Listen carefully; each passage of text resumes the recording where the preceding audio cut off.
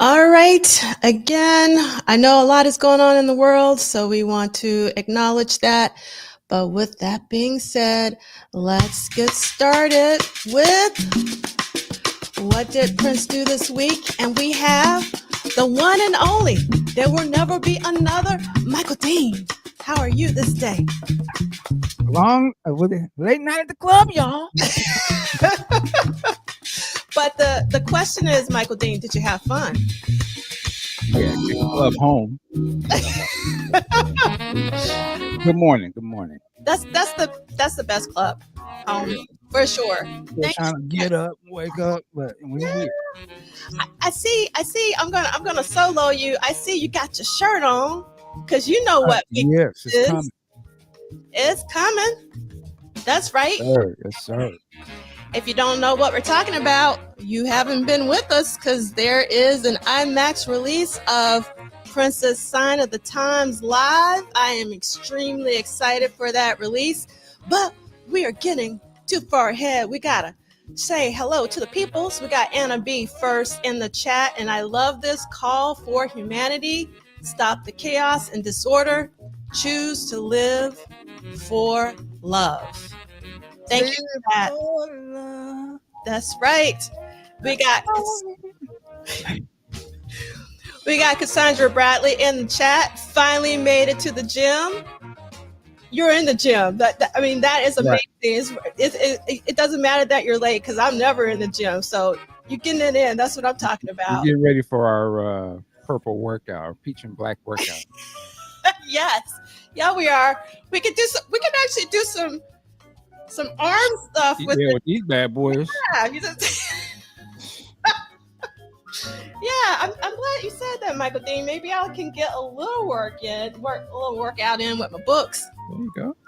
All right, we got Chris P from South Park, Texas. We got Red Cat Up Rock from West Texas. We got Drea Dances just stopping by to say hello. Teaching a dance class today. That's what I'm talking about. Oh, okay. Yeah, all right. You got to get it right. So, curious, are you going to be playing any Prince at this dance class? That's what we want to know. And if so, what songs you going to play? And then we got April Watson in the chat. Got their Sign of the Times ticket. April Watson from Tampa. We got Laura Johnson. How's the world of Purple Peeps doing this fine Saturday? We're so elated to be in community with one another. I'm always excited when I can be with Michael Dean. So I'm just elated. And we got Nick Felden in the house from Denver, ready for Sign of the Times and IMAX on Friday. We got Chanel. Good day to my Purple Peeps from Resilient, DC. We got Christina Schlosser from Minneapolis. We got Blade Brown, my alliterative brother, Morning Fam. We got EA from San Francisco. We got Sister Charles from H-Town. We got Andre Staley from Detroit. What up, though? And we got Vincent Droit. Instead of read it, we got Droit. Yes, that's right. There's nothing minor about us. We got Lisa Williams. That's what I'm talking about, Lisa. Lisa is checking in from DC today before heading to the National Museum of African American History and Culture. Yes, thank you so much for stopping by and letting us know. We all need to be going to the National Museum of African American History and Culture. We got Arlene from Canada. And let's see, we got Man Ray 10. We got Audra and ATA Land. We got Kim Glenn, our timekeeper, who I was in we had a real life interaction in New York with the timekeeper. Oh, really? Yes. You make it sound like y'all was a real life interaction. Somebody pulled up. Why you been late? I'm sick of this. Yes. She got you out there in the street. Yeah. She was like, she creeped at us. On us last week. That's the reason why we could just go on like we wanted to. But it's here today, and we got Realign the DJ with Superfly, one of the best soundtracks of all time. Love it. We got Chanel Meredith. We got Duke Swan. We got Chris Bournet. We have Arlene. We got Heavenly Games. And we got Dorothy Edwards. Thank you so much for your email. We got Cynic22, Saturday Love. Love that song. And then we got Karan Jones. Yes, you have been missed, Karan. We got JD Washington from the air. JD. Look at that. That is commitment. They stay traveling. Yes. Life goals. I want to be like JD when I grow up. International lover. Indeed. And we got Mooches 26. What? We got Zach in the house. All right. What up, Zach? And then we got Lady Cab Driver in the house recovering from tendonitis. I hope that all is well and you recover soon. We got hopefully I'm saying this correctly. If not, my apologies. Levine, Ford, and we got Smitty Rock. Love that name. We got El DeBarra. I'm up a ladder working, but I got you on Bluetooth. That's what I'm talking about. Be careful. Yes, please be careful. You're not doing and whistle 3 times. Going up the ladder. You going up the ladder? Man. Oh my God. There's so many connotations about that. All right. Stop the presses. We got Pretty Ricky in the house. What's going on, Pretty Ricky? Oh, we can't hear you, Pretty Ricky. We can't hear you. Can you hear me now? Yes, we can. Came in hitting the like button with the mute on. Sorry. It's so great to have you here today. And Good how to be you here with feel. y'all. It's good Hey to man, be you know, here. living the dream. Living the dream. Now, are you going to go see Sound of Times this week? Of course. That's what I'm talking about. Of course. That's what I'm talking about. Got my tickets. It's a crew of fellow Prince fans here. I know we're all going. Nice. All right. And judging by the seat chart when you get your tickets, looks like it's gonna be the night that we're going, which I think is the opening night. Looks like a lot of people gonna be there. You know, a nice size crowd. So Very, very, very cool. Let's Now, did see. you guys see that thing where they're giving away some sort of ticket giveaway? no, I didn't see that. I think if you go the first day or something like that. I saw I something. heard something about that, but I don't know the details. Somebody let us know in the chat. And we got TP in the house. We got Deja in the house. And we got What up, Deja? That's the homie. we got the Boombox Guru. Love that name. We got Jesse. I'm always excited to see Jesse in the chat. Jesse, what's happening? You just What's Jesse's. All right. And let's see. Yes, Kim. Kim is saying, hope y'all enjoyed that lack of structure. She said that with the belt.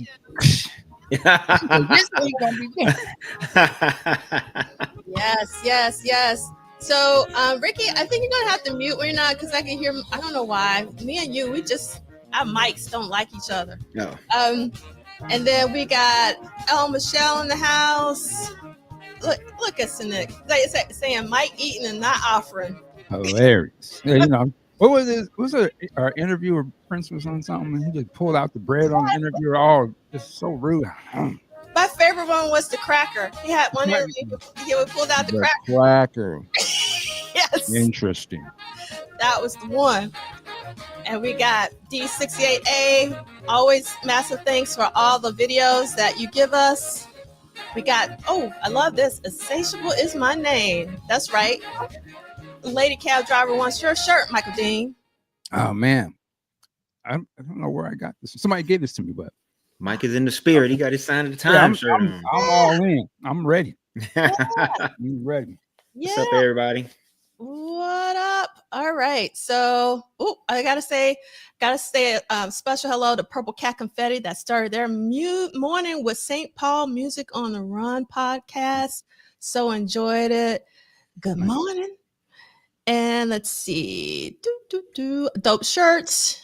And let's see. She's back, and I think you're talking about Kim, the timekeeper.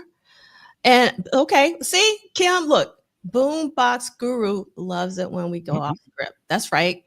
Yeah, where's Celie at, goddamn? I don't know. I hope maybe he's going to be a little late. And then we got Dr. Claw 77.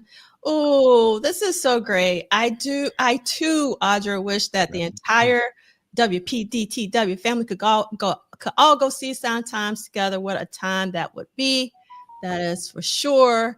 And I love this comment from JD, cracking the whip this week. That's right. And I just love saying love. Welcome. And I love the y'all. All right. So I am going to mute you because I keep hearing myself. All right. So let's get this party started. And hopefully maybe Celie will join us because, all right. So this is week 33 of What Did Prince Do This Week? This is a very slow read of Duane Tudahl's Prince Studio Sessions book series if you're joining us for the first time. And then we also do this thing called a salon, echoing the spirit of the Harlem Renaissance. And if you don't know what a salon is, because we're not talking about a hair salon, do your Googles, as Michael Dean would say, and Google salon and Harlem Renaissance so that you understand. And Kim actually is going to go to Atlantic Station, all the AT aliens, to go see Sign of the Times. And okay. And we got Byron B in the house. Oh, we hope that you feel better. Thank you so much for being with us despite not feeling very well. Oh, well, there you go. That is probably why. You know, JS, game is on, huh? Yes, that seems probably so. Because you just got about another couple of hours for the game starts. Yeah, but he might be on the way. He might be getting his fit together. You don't know. Not all of that. It's Celie right now. He's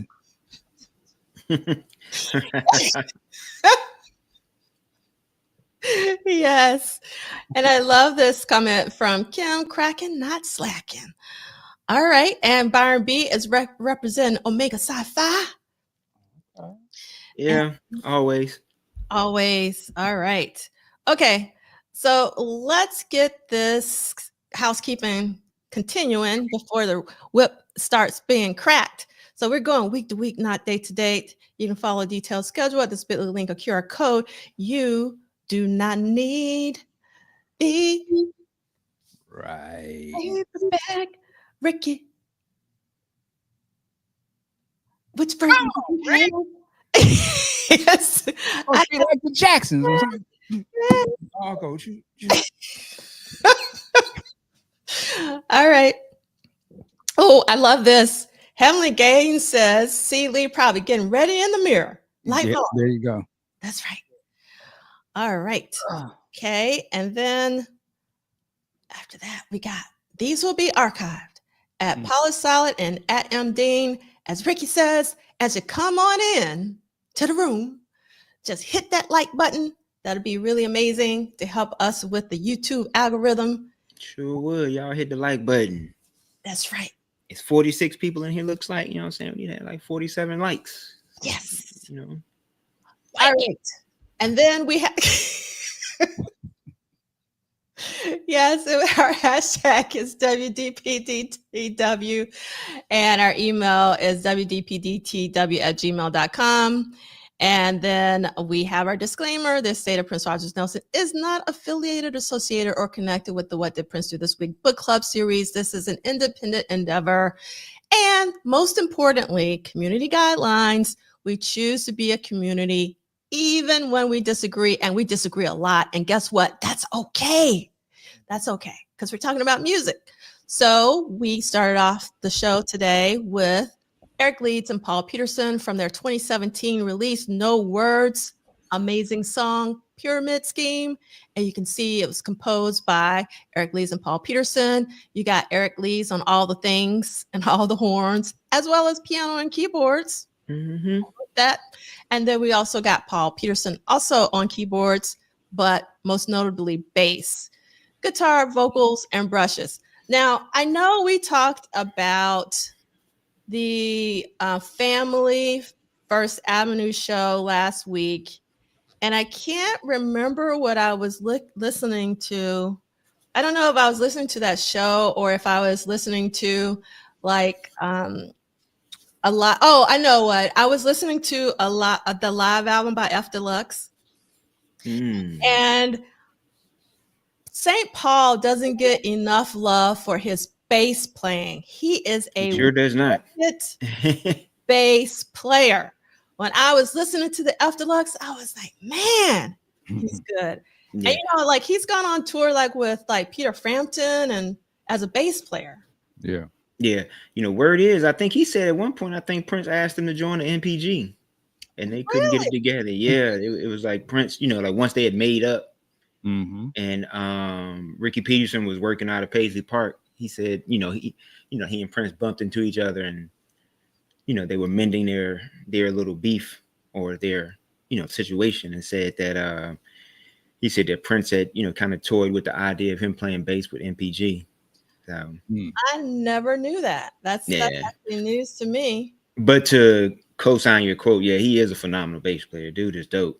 Phenomenal. I always wonder why he never played initially with the family, but I guess the sing and well, no, he's doing it now. I mean, I guess it could have worked. I just wonder why he never did that.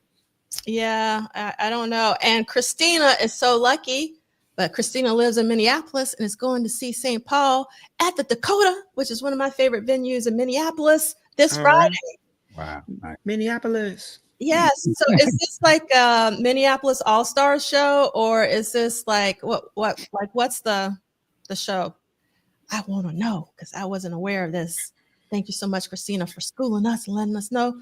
Okay. And I think we all would love to see Lee in the 80s. For sure. I wish I could go back in time. We had this conversation and I totally forgot the name of this movie. And we had a long thing about it. And I can't believe I still can't remember, but I think Lou Gossett Jr. was in it. And essentially, this kid, it was like an after school special. This kid put on the shoes of his grandfather and he was able to go back in time. Yeah. And live. Like, I wish that I could do that sometimes. So let's see. And so that's amazing because that means that Jelly Bean is also going to be there and possibly Dr. Fink. Like, what's the lineup these days of the Minneapolis All-Stars? Yeah, I'd like to know that too. Look at that. We got a time call. And okay. I don't know what's going on with this. Michael Dean, Ricky, do you know what's going on with this? I'm not on social media, so I don't know what's I know a little bit. I think apparently she's trying to say that she has had the likeness. Patty Cotero has saying that she has had the likeness of Apollonia since '84. Apollonia? And so, she has been known as an Apollonia since '84, and that the estate just can't use the Apollonia name without her consent. Something like that. I think that's kind of like the gist of it. Okay. So Kim is telling us to save it for the salon. So let's get into Yes, let's ain't playing today. Let's keep our priorities straight. Let's focus. All right. So this week we still got stuff to talk about, but there are 0 studio sessions with Get up at the salon, baby. Get back to where you're supposed to be. It was a cool piece of work. I love it. Okay. Yes, that's what the supervisor does. Make sure we're on time. All right. So this is what happened this week. On Monday, it was the official release of The Family back in 1985 on August 19th. So the album came out roughly a week after the First Avenue performance. I don't know why I didn't know that before. I like this visual calendar to help me make those connections. And then in addition to that, Wendy and Lisa were in the studio doing overdubs and mixes for Venice de Milo as well as Splash. Oh, I see a typo. I have to fix that. And then you can see on Thursday, there was more mixing for Splash as well as Venice de Milo. There were orchestral mixes for Do You Lie, as well as Alexa de Paris on Thursday. Wow. So this is a pretty light week for Prince in terms of studio, but I'm sure he was super busy because he is over in France getting ready to do the darn thing for Under the Cherry Moon.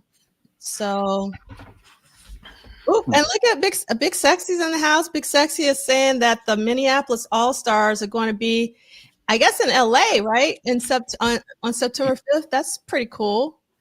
And okay, Byron B. Okay, we got to go full screen for this. So Byron B has finally listened to Madhouse, and they like All right Hughes now. better. Interesting. Okay. Yeah, interesting. Interesting. Yeah. Listen, salute to you listening to it. I appreciate Yeah. Yeah. All right. Okay. And so that's going to be Minneapolis All Stars is going to be in Sacramento. Thank you so much. And Christina's saying no Jelly Bean this show. Oh, that okay. He's probably still on tour with Morris Day and the Time because he was there at the Ohio State Fair. Jelly Bean and Morris. And then there's Dr. Fink, Mike Scott, Kirk Johnson, Alyssa Fiorillo, Homer Odell, and Jason Peterson Delaire. I don't know the last two people, but I know Homer Odell plays guitar for Mint Condition. Okay. I don't know who the Jason Pierre Peterson cat is, unless he's one of the Peterson clan. No. And then yes, Eric Leeds is on news too. Yes. Yes, that is correct. And then Zakia wants Big Sexy to come on to talk about Apollonia. So we'll see if we can make that happen if Big Sexy has the time because Big Sexy is busy. All right. How much you charge him? Let's put him on retainer right now. Oh man. That's right. Christina, thank you so much. So Jason is St. Paul's nephew. Okay. And called it. And what I say, meaning like no salining right now. Okay, so let's get to reading. I'm saying, getting brutal with that joint today, boy. Make me say it one more time. I'm getting flashbacks already. Let me straighten up. Kim ain't playing today with y'all. Yes, ma'am. All right. Okay. So Ricky, you want to start us off? What date are we doing? August 19th, a Monday. August 19th, 1985. I just started high school. Monday, Venus de Milo short version, overdubs and mix. Venus de Milo long version, overdubs and mix. I'd like to hear that. Splash, mix multiple versions. Complex Studios, Los Angeles, California. Says producer Prince, Wendy and Lisa. Artist Prince, engineer David Tickle. Second engineer Sharon Rice. We reading the quote? Yes. He quote from Wendy Melvoin. He had most of Splash done. It was one of those things he left me and Lisa alone to do all these vocals on. And we were like, let's fucking blow his mind. We're going to put our recorders on it.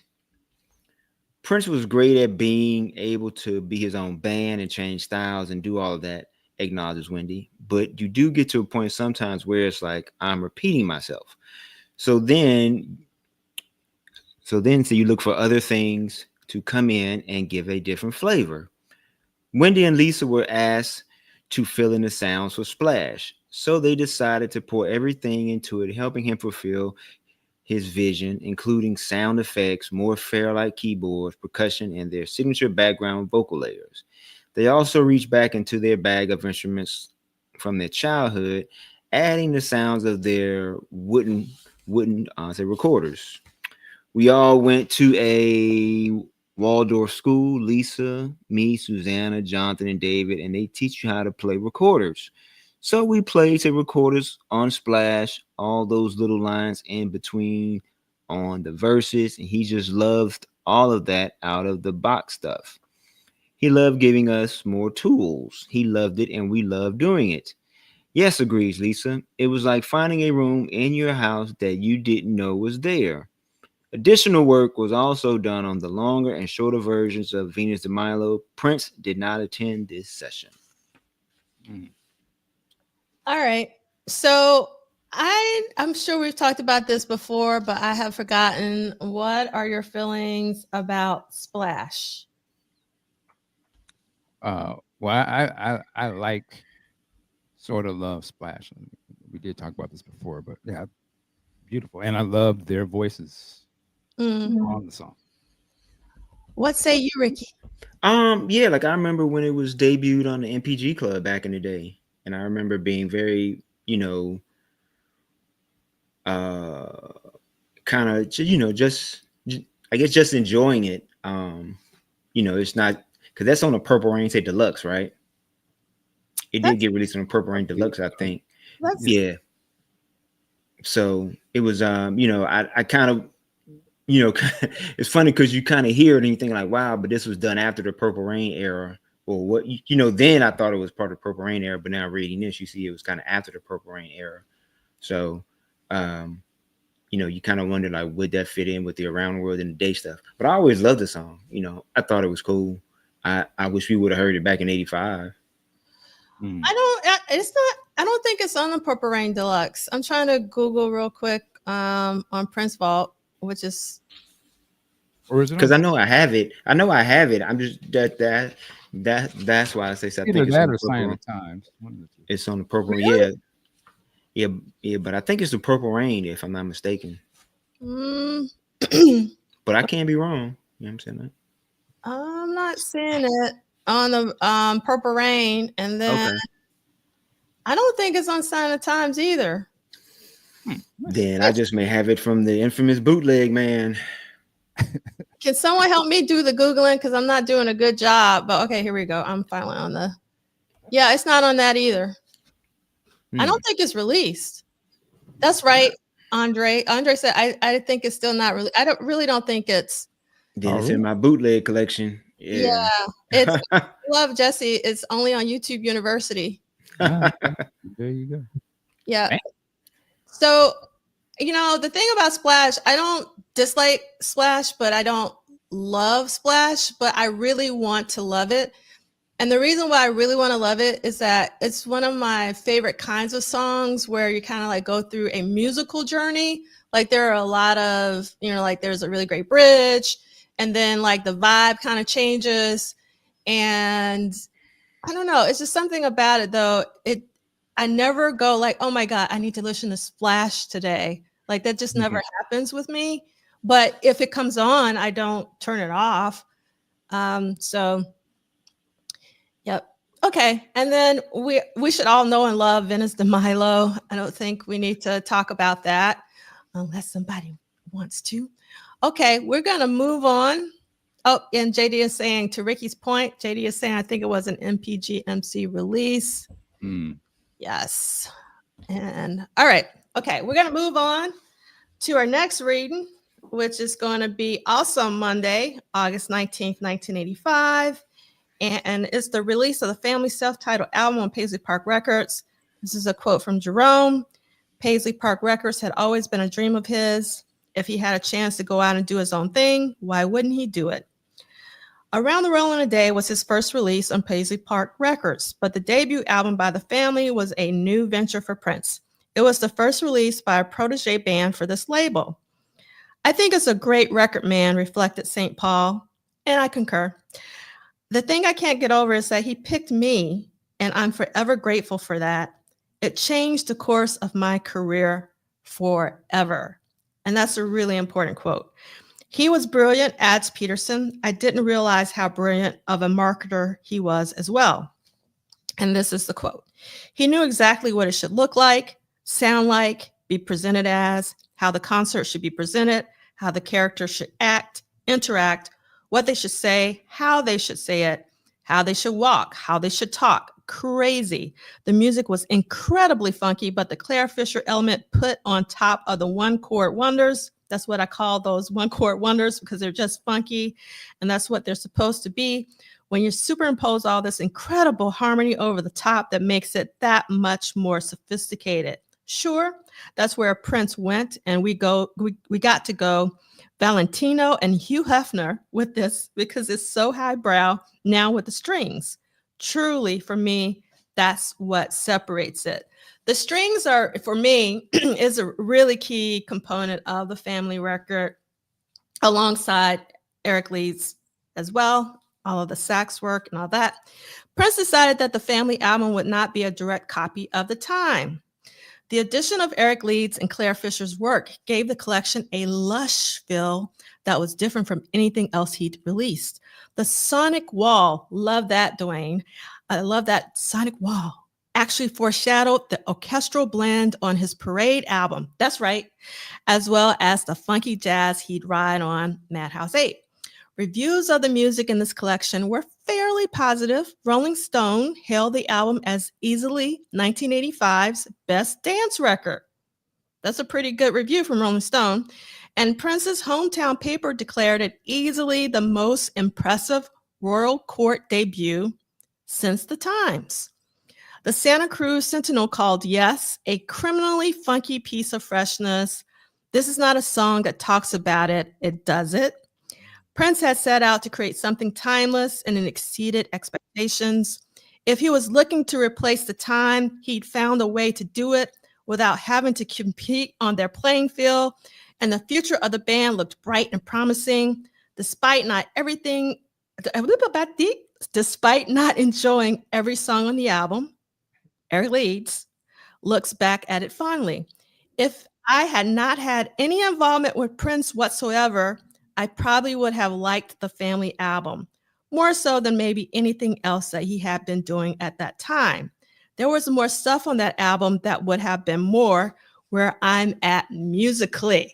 And now we got some more guests. First, I want to bring to the stage the one and only Zachary Hoskins. How are you this day, Zach? I'm good. How is everybody? What's up, Zach? Good, what's up? What's Been up? a minute, brother. Been a minute. I know it has. I'm a poor replacement for C. Lee, but I'll try my best. Yeah, Seeley cannot be replaced. He's singular, but we love that you are here, Zach, because you are also singular. But guess what?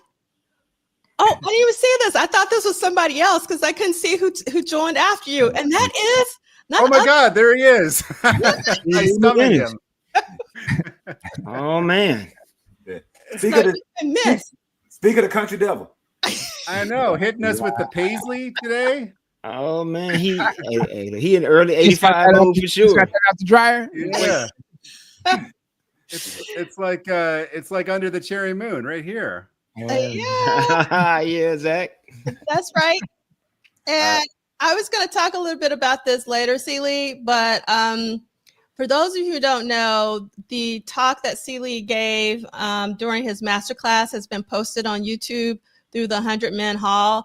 And Seeley was clean. He had on another Paisley shirt that was white and Paisley. It was all the time I was watching your interview, Seeley, I kept looking at that shirt. I was like, man, Seeley's clean. Oh man, Christopher Tracy mode. I appreciate it. Yeah, y'all. If y'all get a chance, go check it. I want to give a shout out to Dr. First Rachel Dangerman, who is the director of 100 Men Hall. And just for a little background, 100 Men Hall is in South Mississippi, a place called Bay St. Louis, and it was one of the main stops of the Chitlin Circuit. So between say 1900 and 1950.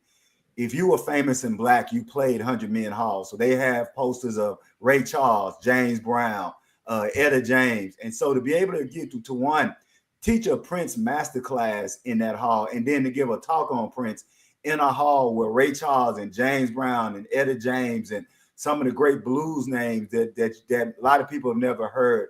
To me, that was just a dream come true. So I really, check out the talk, because, I think we get to say a lot of good things about Prince, but I really like people just to check it out, just so you can see inside that hall, because we were up on the stage. So they had us actually on. I was sitting there the whole time thinking, damn, James Brown was right here. Ray Charles was right here. Etta James was right here. And now I'm talking about Prince and all those ancestors. And when I think about it, I start thinking about Brother Dean, and I started thinking about that scene that he loved so much from Sinners. And it was at one point in that talk, I felt like all those masters were in there, just bringing in their spirit. So I appreciate that, Prof. Duff. And like I said, if y'all get a chance, check it out. It was, and I want to go also one last shout out to Dr. Megan Holt, because the talk was actually supposed to be between me and Brother K.S.A. Lehman, and K.S.A. Lehman is a major literary figure. And 3 days before the talk, his daughter broke her wrist. And that takes precedence over anything. And so we told him, say, hey, brother, don't try to do nothing, but go take care of your angel. And so Dr. Holt, who is the She is the director of the Words and Music Festival in New Orleans. Oh, wow. And she stepped in 72-hour notice. And what I didn't know was that she actually keeps my book on a nightstand by her bed. So it's like my wife is one of those people who believes that things work out how they're supposed to work out.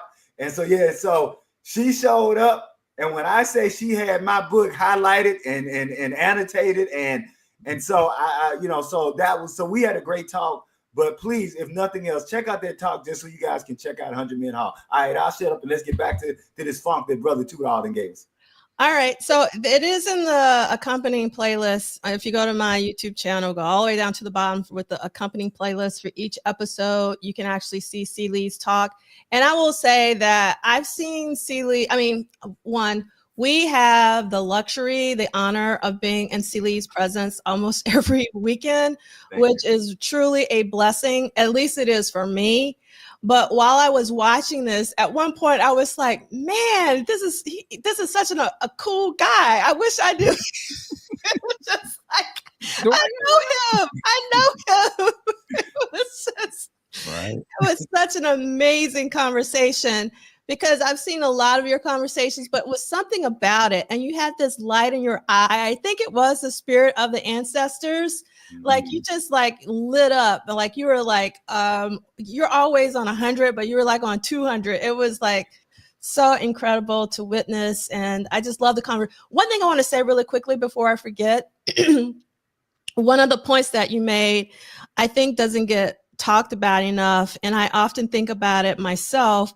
Is that when Prince, at least musically, when people refer to Prince, and Arthur talked about this as well in his talk from, I want to say it was probably the Erotic City. I might be mixing it up. I think it was his Erotic City 40 talk. But when people reference Prince musically from the 80s, they're not referencing Purple Rain. They're actually referencing 1999.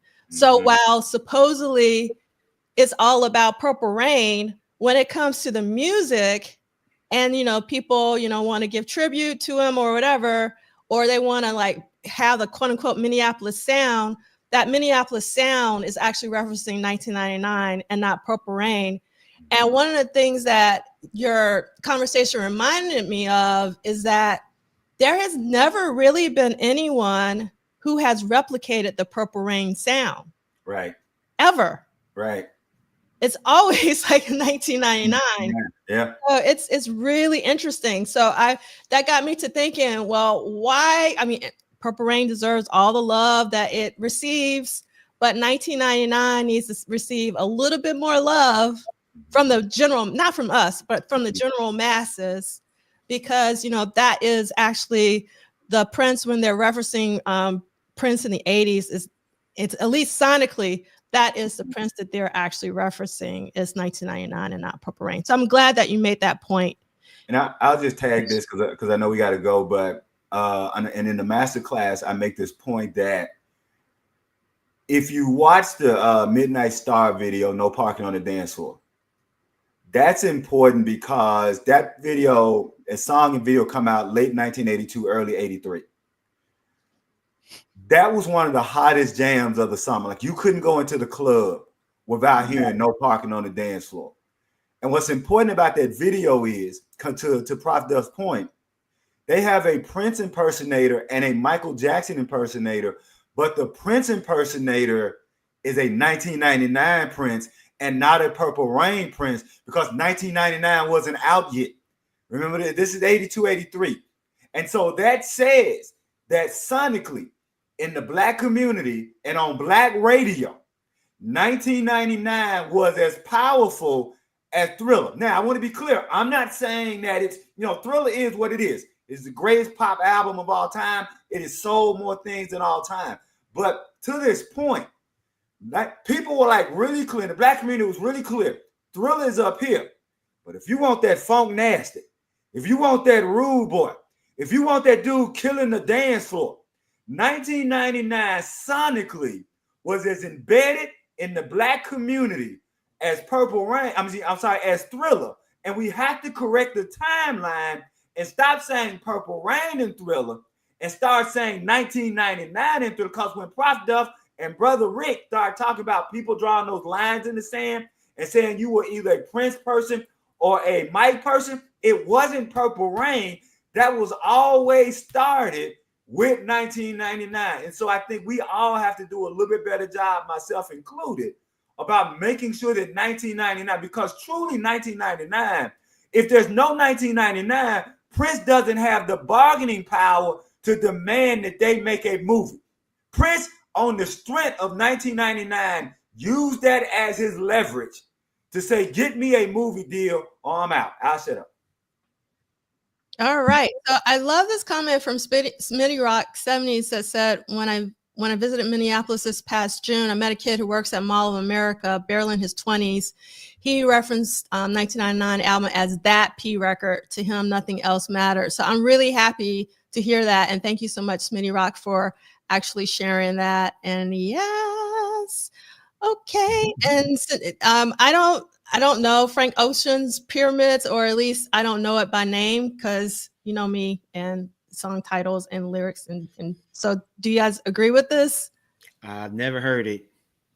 Never heard it, but I'm gonna go look it up. Appreciate it, Sneak 22. I'll go check it out. It's good. You should check it out. But it's a multi. I think what the comparison they're drawing is it's like a multi-movement type song. It has a beat switch halfway through. It doesn't sound like Computer Blue, but it has that kind of like multiple discrete movements kind of construction. And yeah, Channel Orange by Frank Ocean's a really good record. I'm not as crazy about his album after that, but Channel Orange is real good. Okay. Yeah, no, I agree. I've listened to the actual album, but I'm not like, I'm not going to get into it. It's a really good record. Like Zach just said, it really is. Pyramids is the one that's like 9 minutes long. Okay. if it helps. Yeah, it does. Yeah. I don't get, I mean, whenever okay. I'm all over the place, but that's okay because there's not a lot that Prince did this week. So what did Prince do this week and Salon? And so one of the things that I have in the Salon portion is that this week I went to go see Billy Idol and Joan Jett at Madison Square Garden. And it's one of the best concerts I've seen in my entire life. And I've gone to a lot of concerts. And since going to that concert, I listened to Rebel Yell, which I hadn't listened to in its entirety, probably, I don't know, in 15, 20 years. And then I followed that with Whiplash Smile. But the entire time I was listening to it, I was thinking about Lane Staley of Alice in Chains. And I never thought about the vocal quality of Lane Staley, whom I love, and Billy Idol's vocal quality. So now I need to do some research to see, like, was, Billy Idol one of his references? Because I just kept, like, every time I was listening to Billy, I was like, I hear Lane Staley. So I just wanted to say that. And I have on my Steve Stevens t-shirt from the concert because I was going to ask about that. Yeah. When have you been to a marquee concert, Billy Idol, when you can buy the guitarist t-shirt? That just shows you how incredible Steve Stevens is. And Steve Stevens, I always thought he was a really good guitar player. And I saw him and Billy Idol do like a acoustic/electric set earlier this year for the Tribeca Film Festival for the documentary Billy Idol Should Be Dead. But when I saw them in Madison Square Garden, Steve Stevens has leaped up to number 2 for me. Like, we're the best guitar player on the planet after Prince, because Steve Stevens is a guitarist where it just seems like the guitar is an extension of him. It is so seamless. It's like he's not even thinking. It was so incredible. I cannot stress how incredible Steve Stevens is as a guitarist. So even if you don't like Billy Idol, go see Steve Stevens play with Billy Idol just so you can witness like the amazing guitar, because I had a very similar experience when I went to go see Prince for the musicology tour. And I always thought that Prince was the number one guitarist. No one could be better than Prince on guitar except for Prince himself. So after the musicology tour, I called my friend Jason Orr and I was like, guess what? I didn't think Prince could get any better on the guitar, but he did. And it was just like so incredible to witness like that acoustic set during the musicology show. So if you have not seen musicology live, do your Googles, as Michael Dean would say, and make sure you see that acoustic set during musicology, because it is life affirming. So I got that same feeling from Steve Stevens at the Billy Idol show. That's right. Okay. And that's my saloning. Now All that's, right. We were I said, Billy Good. Idol was down the street from me last night, but I had like a 10-hour a day at work and I just wasn't feeling like it. I could have walked like a mile to go see Billy Idol at Merriweather in Columbia. And now I feel like I should have, but Yes, you should have. You really, really, really missed out. Yeah. Yes, Lane Staley is one of my favorite vocalists of all time, and I love Billy Idol as a vocalist as well. And you know what? I haven't seen the current incarnation of Alice in Chains, but what's really funny about it is that in Atlanta, when I grew up, there were two bands that I went to go see all of the time. One was Follow For Now, and David Ryan Harris is the lead singer for Follow For Now. If you don't know who David Lee Harris is, David Ryan Harris, he now plays with, I always forget because I don't, he's a really big person, and David Ryan Harris actually taught him how to play guitar, and you would know him if I could remember his name. So somebody put it in the chat because everybody should know who David Ryan Harris goes on tour for. But the other band that I went to go see a lot was No Walls. And No Walls, the lead singer for No Walls, is now the lead singer for Alice in Chains. So I never went to go see Alice in Chains because when I love Lane Staley so much. And yeah, so I'm sure that I'm getting like Kim, maybe a Kim something in here, but yeah. All right, let's keep it moving. But so actually we were talking about the Family album, which we do want to talk about. But before we do, since we have Celie and particularly Zach on, what are your thoughts about Venice de Milo and Splash so we can have like different perspectives? I'll let you go, Zach. Okay. I mean, Venus de Milo is like, what do you say about that? You know, I think it's one that has grown on me more as I've Parade is in contention for my favorite Prince album. You know, it's definitely one of the ones that I've listened to the most. And I've kind of taken a journey with Venus de Milo where at first it was like, oh, that's a nice little interlude, but it's, you know, the more you listen to it, the more just how beautiful it is sinks in, and it kind of like maybe the cliches of it fall away a little bit, and you're really just like, what an incredible, you know, piece of music. And it just came out of him. I think one of the turning points for me might have been when D'Angelo did it, and it was like, oh, okay, this is something. This isn't just a random track on Parade. This is like this is a piece of music that bears, you know, further examination.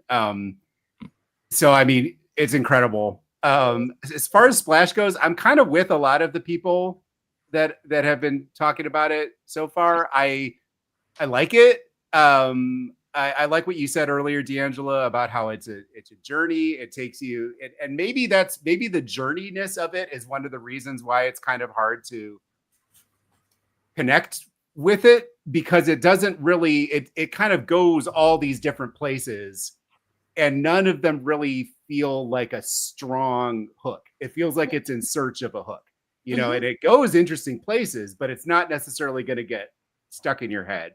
And I also just tend to conflate it with a lot of the other very Wendy and Lisa driven songs from around that time. Wonderful Day, you know, those they have this similar kind of like psychedelic pop vibe that I like, but Splash doesn't feel like, oh, that's the one, that's the standout. It's just one of those songs. So I don't know.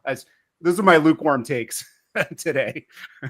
No, I appreciate it. I think look, Audra always appreciates Zach's insights as well as I do too as well. And look at that. We got Harold Pride coming in. Splash is a great example of Sonny T's influence as a bass player long before joining. That's very interesting. Yes. All right. So what say you, Celie, about Venice de Milo or Splash? Essentially, right along the same lines as Brother Zach. Venice de Milo is, one of those songs that when you're, getting in the parade at 16 and your world is being opening up by different sounds and you're hearing, that's one of those songs where Prince is teaching you can be in the tradition and be your own self, right? One of my favorite essays is an essay by T.S. Eliot, Tradition and the Individual Talent. And I'll say, if you're an artist, if you are an artist, read T.S. Eliot's essay, Tradition and the Individual Talent, because I think Prince may be like one of the best examples of that. And so I think Venus de Milo for me speaks to that, in that you hear all of the history that Prince knows, but it sounds still like a Prince song, right? And that's, so you get to love the encyclopedia of music and that. And I never had words for Splash until Brother Zach just gave it to me. Like if Wendy and Lisa were putting together a compilation of the songs they were doing, I would say Splash for me would be the one that wouldn't make the cut. Right. There are other Wendy and Lisa. In fact, I just went blank on which one I chose. But when I talk about the different people with whom Prince worked and different people in the master class, I wanted to make sure I chose a song that was like a quote Wendy and Lisa song too.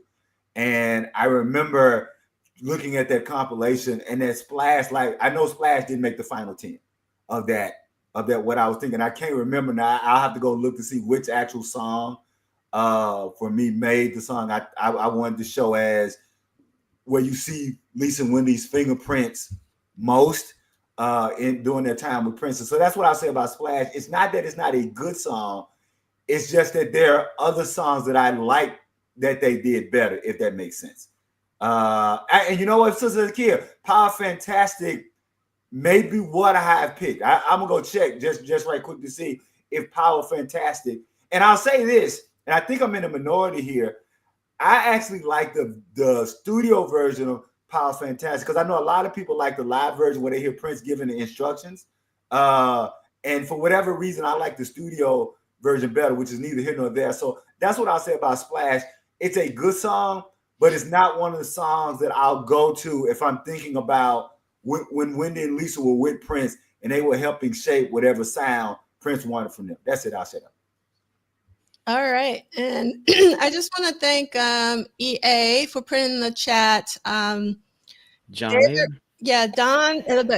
Why can I not say his name today? David Ryan Harris is who taught John Mayer guitar. Just let that resonate. Okay.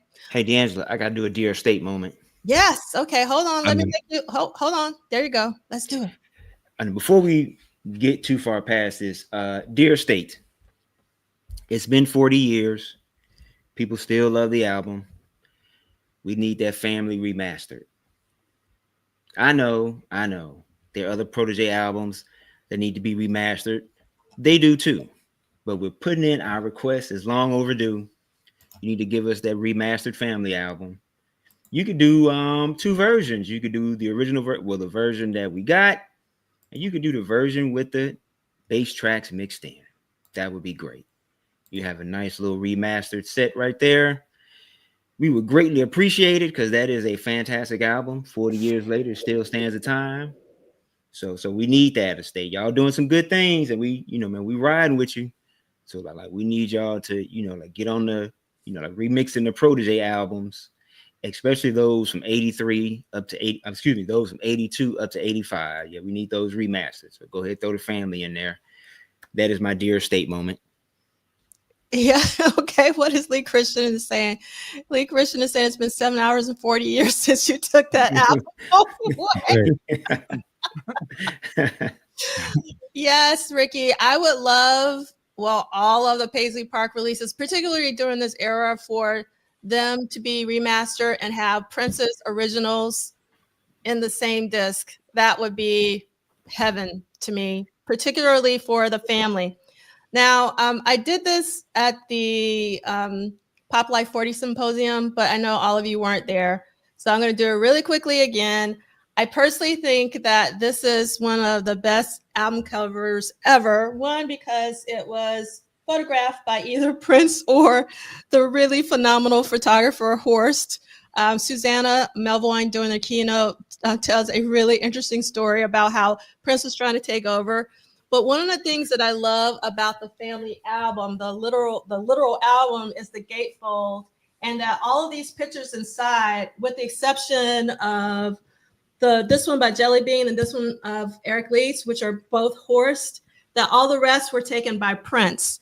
And in real time, I thought that was so fascinating that Prince took all these photos, and I love these photos. One of my favorite photos, which you probably can't see, is Jerome in like a bath, looking like Christopher Tracy and Under the Cherry Moon, and Wow. photos and all that. So that So was you know what? I guess. So you know what, D'Angelo? I said on the panel that we did on the Family's album, Prince up until that point, Prince had never given a protege album that much. What's the word I want to use? That much love. Well, money. One. Yeah. Like he, you know, This costs he money. put some time. Yeah. He put some time into, you know, like in presenting, man, that package. You know, he had a gatefold and all that type of stuff. You know, the other protege albums prior to that, you were lucky if, man, you got a poster. You know what I'm saying? But they had like you know, like an entire gatefold, and no protege before that or after that got that much attention. No, they didn't. And one of the things I love about all the albums back then is that everyone had their own signature color, and like pink was the signature color for the family. And then I asked St. Paul about this because I always wondered during the Pop Life 40 Symposium, why was just St. Paul in the inner sleeve? Why wasn't it like the band or Susanna and St. Paul? But he didn't have an answer. So I always thought this was really interesting, is that it's just St. Paul. He also looks like he's in France, like, you know, chilling out with Christopher Tracy and Under the Cherry Moon. So I sort of, whenever I think of the family, and because of Parade and Claire Fisher strings, which accompany both albums, I kind of see them as, and also the pajamas, I just sort of see it as sort of the same suite or era when it comes to Under the Cherry Moon. I don't know how you guys feel about that, but that's how I roll. It was certainly a prelude to it. Yeah, for sure. Right. Speaking of preludes, I really think that Yes is definitely like Madhouse Zero. Definitely. Instrumentals and, you know, Susanna's Pajamas. And then for those of you, I'm talking a lot today. I don't know why. I think I'm talking a lot because I'm still high off of Billy Idol. It was such an amazing show. I can't tell you. It gave me life. So anyway, this is the Japanese version of The Family on CD. And this is really, really important because it was not released on CD in the States. And this is not my original. I had to hunt it down again. It's a long story. It's in a box somewhere in somebody's basement. And they have so many records and CDs that they can't find it for me. So I had to just buy it again. So this one is still sealed. But at the time, it was really hard to buy CDs in real time because they were extremely expensive import CDs from Tower Records. So if you remember your Tower Records and your import CDs, that cost a pretty penny. Nice grip. Yeah, it was a grip. Yes, yeah, it was. All right, so we got a question from JD. Let's see. Yes, it is. Cynic, that is an original pressing, the family that I have. That's the one that I bought back in 1985. And we got TED Talk Space. What up? What's up, brother Ted? I saw It's the controversy. Yeah. Come on, jump in here, Ted. Yeah. Come on, jump in, brother. Yes. Come in here and defend yourself. No, Yeah.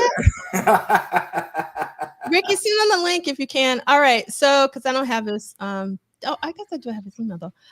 So JD wants to know, Ricky, do you think he gave the family extra attention knowing that the disbanding of the time might spur a fan revolt? Yeah, I think they got a lot of attention because I think he felt he had something to prove with Morris and Jesse and them leaving. Also because his girlfriend was in the group. I think that had some something to do with it as well. But I think he, like he says, our favorite quotes, that he wanted some of that Duran money. Mm-hmm. But only funkier. And so that was, I think he felt he had something to prove with the family and Jesse and Morris and them leaving, Terry and Jimmy, and he, wanted to do it again. And so he put more attention into what he did the previous albums by Protege. I mean, album covers, from Proteges. So yeah, I definitely think he had something to do with it for sure. All right. Okay. So anybody else want to say anything about the family? Do you remember when you first heard it? Do you remember when you got it? Do you like what any family memories? And this is interesting for me because if you guys haven't seen it, there's a new Donnie Simpson interview online. It's only about 30 minutes, but he really gets into a little bit of his radio career, and he gets into not wanting to take the job initially when it was offered to him to be the host of Video Soul. And he talked about, I won't say that later, but just saying that to say that, so Screams of Passion, first time I saw it was on Video Soul, right? First time I heard it, and it was just so, again, it was that same difference. It was funky, but it was something different. I like the melody. I like the back and forth play. I thought that St. Paul's vocals, I think he really, and again, I remember what 15 maybe, and just that part where he goes, not so loud, baby. It's just, it was. It's funny to think that, you can see I'm trying to get that Duran money, but he couldn't stop being funky, right? That at the core of everything he was doing, he couldn't escape the funk. And I think we all now, we talk about what could have been. And I just remember that video being so at home and so right at place on Video Soul, to where it probably couldn't even find a home on MTV where Prince was probably coming in. That just speaks to a lot of undercurrent things. So I unfortunately I got the cassette. I didn't get the album, and I'm mad that I didn't, get the album. But you're 15 and you're trying to spend your pennies wisely. Yeah. But I just remember, shoot, what's the song I want to end on that? Scream to Passion, High Fashion, High Fashion and Mutiny. Like, to me, High Fashion and Mutiny, one of the greatest 1 and 2. Like, I put High Fashion and Mutiny up there with Kiss and Another Love Holding Your Head. That songs that go into each other. That was High Fashion and Mutiny. Was you knew the chicken grease was popping, and that's all I wanted to know, that the chicken grease was still popping. I'll shut up. Yeah. What's up, Ted? What up? Am I still welcome here? Of course, brother. It ain't us you need to be worried about. It's them YouTube screens. What you do? Like Umar Johnson would say, the YouTubians. That's it, boy. This is a safe space for you, Ted. Oh God, thank you. This is your refuge. Hey, look, nobody's gonna get this reference because I'm probably only somebody who remembers all of the Schoolhouse Rock commercials. But there's one of the ones was interjection, and in the interjection, there's this guy sitting on the stand. I'm thinking about this because football season about to start, and so the whole crowd is like, "Oh, he fumbling." This one guy goes, "Hooray! I'm for the other team." That's how I felt. That's how I felt trying to support Brother Ted on his YouTube channel. Everybody was coming at him. I was like, "Hey, I'm for Ted." So, brother. It was hot that day on your YouTube. Oh man, they got on. Boy, they got on me. They got on me. I ain't gonna derail what y'all got going on. Talk about what I got. I ain't about to do it. But I thought I had got kicked out of the family, man. Oh no. What did you do? Listen, man. Okay, look, I'm gonna be brief. Number one, I dispelled the myth that Prince Rogers Nelson didn't read music. He probably read music on some level. Two, I dispelled the myth that he didn't know music theory, because in music, you don't create that level of music without understanding harmony and theory. And it's obvious that he did. He outworked everybody. He lived and breathed music. So there's no way that he would not have understood music theory. And the third thing, the thing that got people hot, was that I dispelled the myth that Prince played 27 different unique instruments. Fight me if you want. It is simply not true. I got 10 basses in this room, but I can't say that I play 10 different instruments because I play bass. I'm sorry, y'all. Love y'all. Conjunction, junction. What's your function? All right. Brother, you did a good thing, brother. Yeah, you did a good thing, man. Yes. All good. You did a good thing. But since you're here, it would be really great to hear your perspective of the family record. Let me tell you something. I was excited when I walked into the house of the Prince. Listen, I'm going to just say this right now. My introduction to Nothing Compares to You with them strings and all that. Oh, that is the definitive version of that song. Even, y'all get mad if you want to, argue with somebody else, even better than Prince's version that came out years later. That song was Paul Peterson's song. Oh my God. Every time I hear it. And when Sinead O'Connor came out, R.I.P. sis. But listen, I was like, what is this horse? That and Screams of Passion. Listen. It was on the mixtape. You know the mixtape I'm talking about, right? Yeah. You old people know what I'm talking about. Yep. I'm gonna shut up. I'm the coin of phrase. Yes. All right.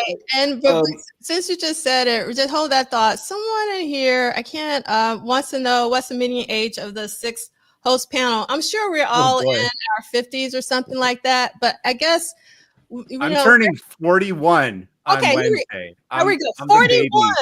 I'm the baby of the group. Brother Zach is the baby. So we got a baby in here. And then for the upcoming symposium, which is 30, which we're going to be talking about the Gold Experience, we have a next power generation panel with people who are much, much, much younger than all of us. And we try to talk to the youth and incorporate the youth in the symposiums whenever we can. But this is what did Prince do this week. So this is a different venue. So I don't know, like, if there's something in between what you're asking, or if you're asking something else, I'm not quite sure. The other question, Ted, because like 50, that's probably median, right? Like 50. Yeah, 50. Okay, Ted. My other question is, we were also talking about Venice de Milo as well as Splash, and I'm curious particularly about Splash. What are your thoughts about Splash? I don't really have any thoughts about Splash. Do you not? What does that mean? Can you break that down? Does it mean you listen to it, or you don't? You know, it is not one of the tunes that is like, when I think Prince, that automatically pops to mind. Venus de Milo would. Yeah. Venus de Milo would. So I don't. You know, it's sort of like Arms of Orion. We've had that talk. Don't get us started. Harold, in the comments, Harold said something really interesting about the bass in Splash. So he said that the bass in Splash is early evidence of Sonny Thompson's influence on Prince before he joined the NPG. And I gotta say, I never thought about that. I'm not really a musician, certainly not a bass player. I gotta go back and listen to it again. I haven't. But yeah, I'm curious what the bass players on the panel have to say about that. Yeah, I had to go back and listen to it because kind of like Ted said, it doesn't like I guess when I'm playing Prince stuff, it doesn't come to mind like, oh, let me play this song. Like if it comes Right. on, I'm like, oh yeah, I do remember it. But I gotta listen to it again. But I wouldn't be surprised. But yeah, I gotta check it out again. I know. I mean, that's the thing about like all of these songs, you know, you discover new things when you come back to them with a different context and a different framework, even the ones that you're not that crazy about, right? Yeah. I'm with you, Ricky. I'm gonna have to go back and really dive because you know, yeah, that just isn't one that jumps out and says, yeah, that's definitive Prince for me. Arms of Orion. That's what everybody said, I think. Song. So, so you're in good company. Yeah. Teams. Right. Hey Ted, I know I wanted to ask you because we brought it up. St. Paul's bass playing. I know you know. I know, but I know you know. So I'll let you speak on it. Oh man, just the definition of grease and pocket. I mean, just greasy is all get out. And I love that he does it. He does it on 5 too, which is a very different feel than a 4-string. Yeah, I love St. Paul as a vocalist and as a all around musician, but really as a bass player. Greasy. Amazing. All right. So we got a question from the chat from Cynic22. So do y'all have thoughts on John McClain, the A&M Records legend, having low-key dismantled the Time and the Family? He brought Jimmy and Terry to Janet, signed away Jesse and St. Paul. Any comments? So I can understand what Sneak 22 is saying. I wouldn't say that he. So I would say that I would shift it a little bit. I wouldn't say that he low-key dismantled them. I would say that I give him credit for seeing what Prince wasn't able to see. If y'all remember, we had this discussion almost a year ago. We all, if I'm not mistaken, y'all correct me, I think we all came to the conclusion that Paisley Park could have been the next Motown. And in fact, not only could Paisley Park been the next Motown, I think when you think about all of the so-called things that came after Motown, and I'm going blank because y'all have to help me because I'm not a big hip-hop guy like you guys. When you think about Bad Boy, you think about all these other kind of iterations of kind of labels like that. Just think if you'd had Jimmy Jam and Terry Lewis writing and producing, if you had Morris Day on Paisley Park, if you had Wendy and Lisa on Paisley Park, if you'd then you come in and you bring in Sonny T on Paisley Park.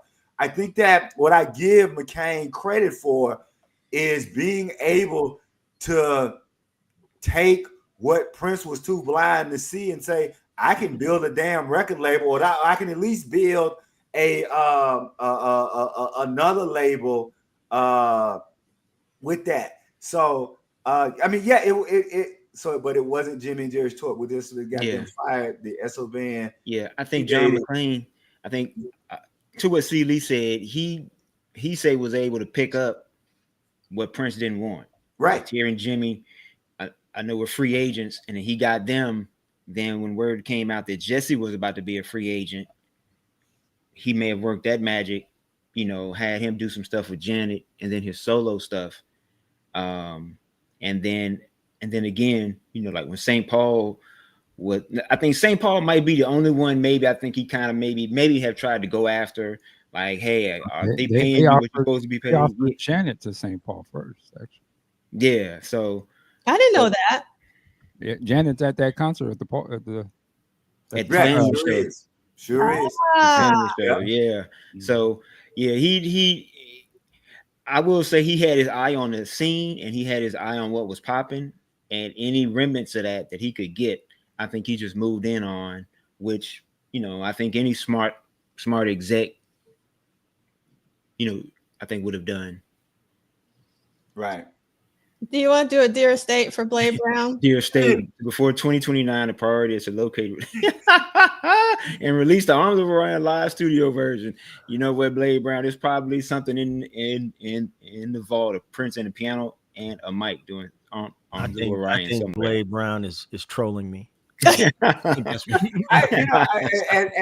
as the only person on this screen that Arms of Orion doesn't bother, I actually like the version that he does on the what was the Gold Experience tour called? And he does that version.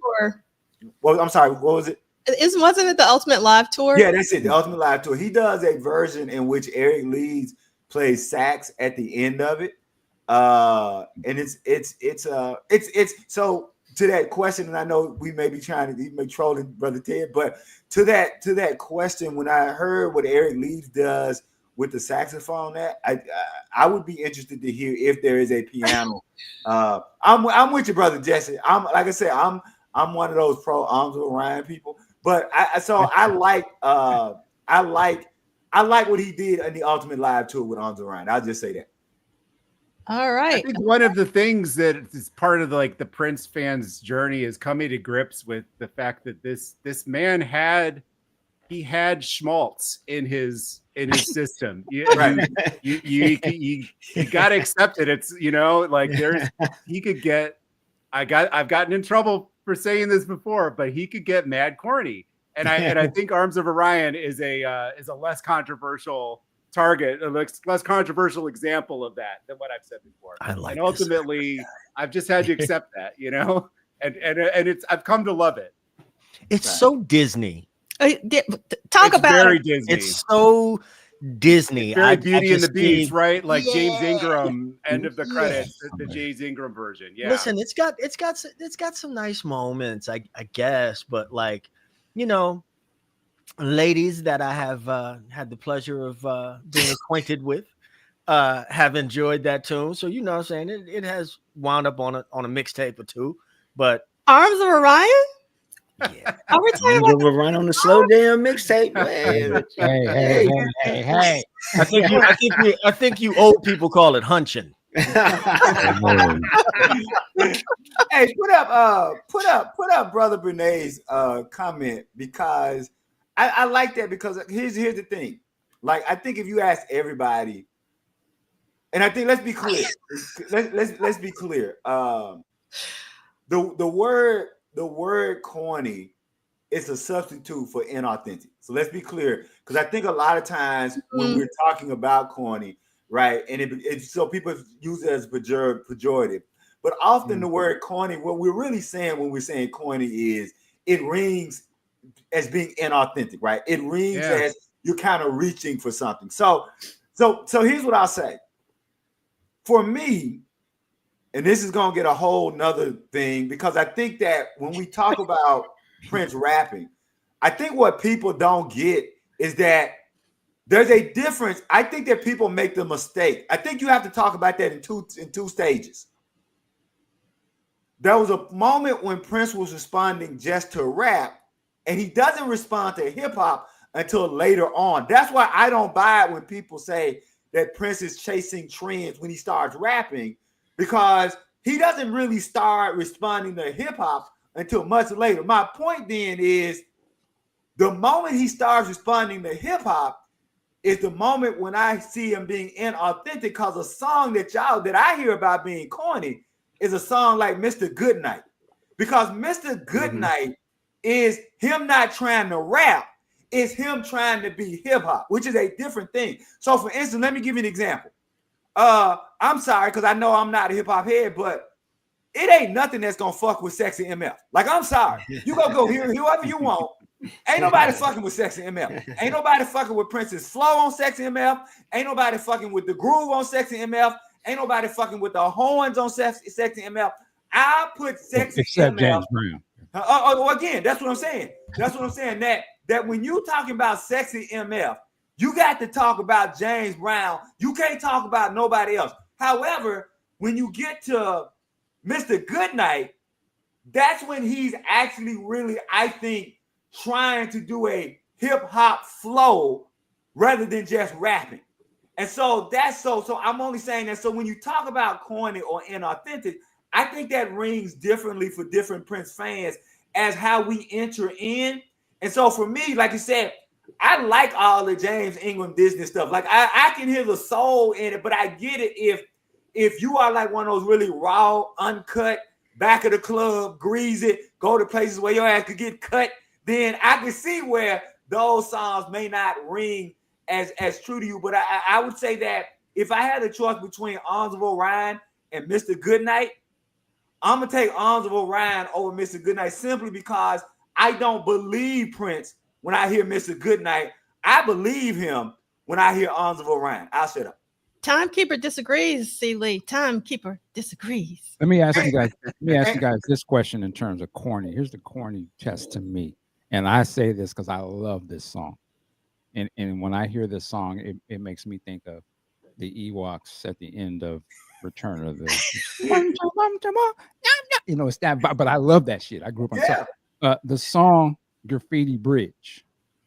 Yeah. I love Graffiti Bridge. Say no more. Everybody wants to see graffiti. Listen, I love that shit.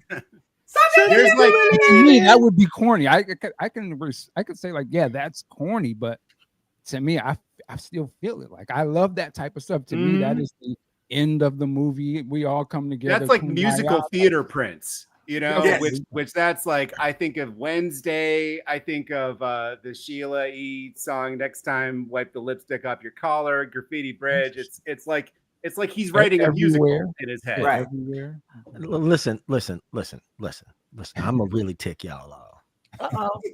But when I saw Graffiti Bridge, I had just got back from I was living in South Florida, and I went back to New Orleans, and I saw Graffiti Bridge at the Joy Theater, and I'm telling you right now, I wanted my money back. I was like, this was garbage. Now, hang on a second. Oh, the movie. Yeah.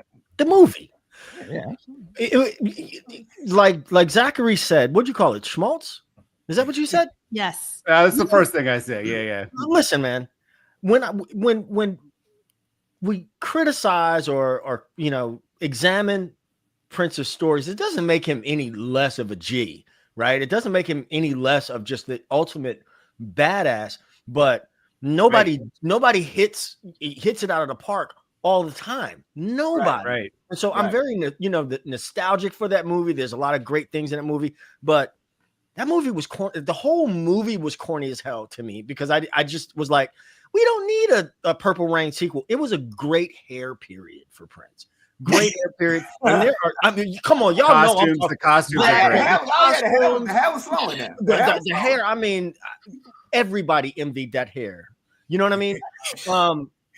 But some of those songs, like I've forgotten about Graffiti Bridge. That song is like what the, but I like it. I like it too. Arms of Orion, though. So can Well, I, Well, hold up. It's funny y'all bring up Graffiti Bridge because it was released like 35 years ago on the 21st of this month. Just wanted to throw that little tidbit out there. Just the soundtrack. Okay, go ahead, Celie. I'm sorry. So Brother Ted, I can say this. I can say that two things can be true, right? So I'm gonna say two things about Graffiti Bridge. In real time, and I actually stayed to watch Graffiti Bridge twice. Because back then you could stay in the movie and they would come get your ass out. See, young folks, y'all don't know about that. You could go to the movie and just stay. Ain't nobody. And even if they came, they didn't give a damn. Like they would check to see like your song. Being there all day. Graffiti Bridge. There's no competition for those seats. See, exactly. That's other thing. Exactly. When nobody else coming in, right? When nobody. In fact, somebody when they would leave, somebody said, "You gonna stay again?" Like that's what do that. You gonna stay again? So I'll say this. So I'm gonna say two things about Graffiti Bridge. Number one. In real time, watching the movie, there was something that happened in the movie, and all y'all know, and I ain't when you said something happened in the movie, and I went, oh, this when they gave up on this damn movie. This where everybody quit. This was the point. That ambulance scene is when everybody quit. You could tell everybody quit on that movie. The part where the guy gets into the truck and drives the truck and hits. Exactly. And then the ambulance comes and leaves in less than 10 seconds. That's when everybody gave up on that movie, right? You're like, I'm saying like, yeah, but here's the other thing I will say. So yes, Brother Ted, I would say that Graffiti Bridge, bad movie. It still has some of my favorite musical performances because New Power Generation, both versions. I ain't gonna lie.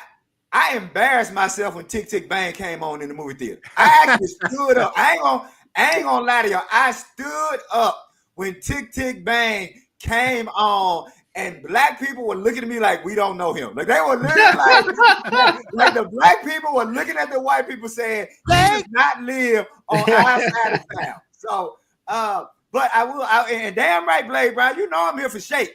Oh, hit the button, Michael D. Hit the button, brother D. There you go. You know I'm here. So I think that and I will say this, and this is like to make no excuses.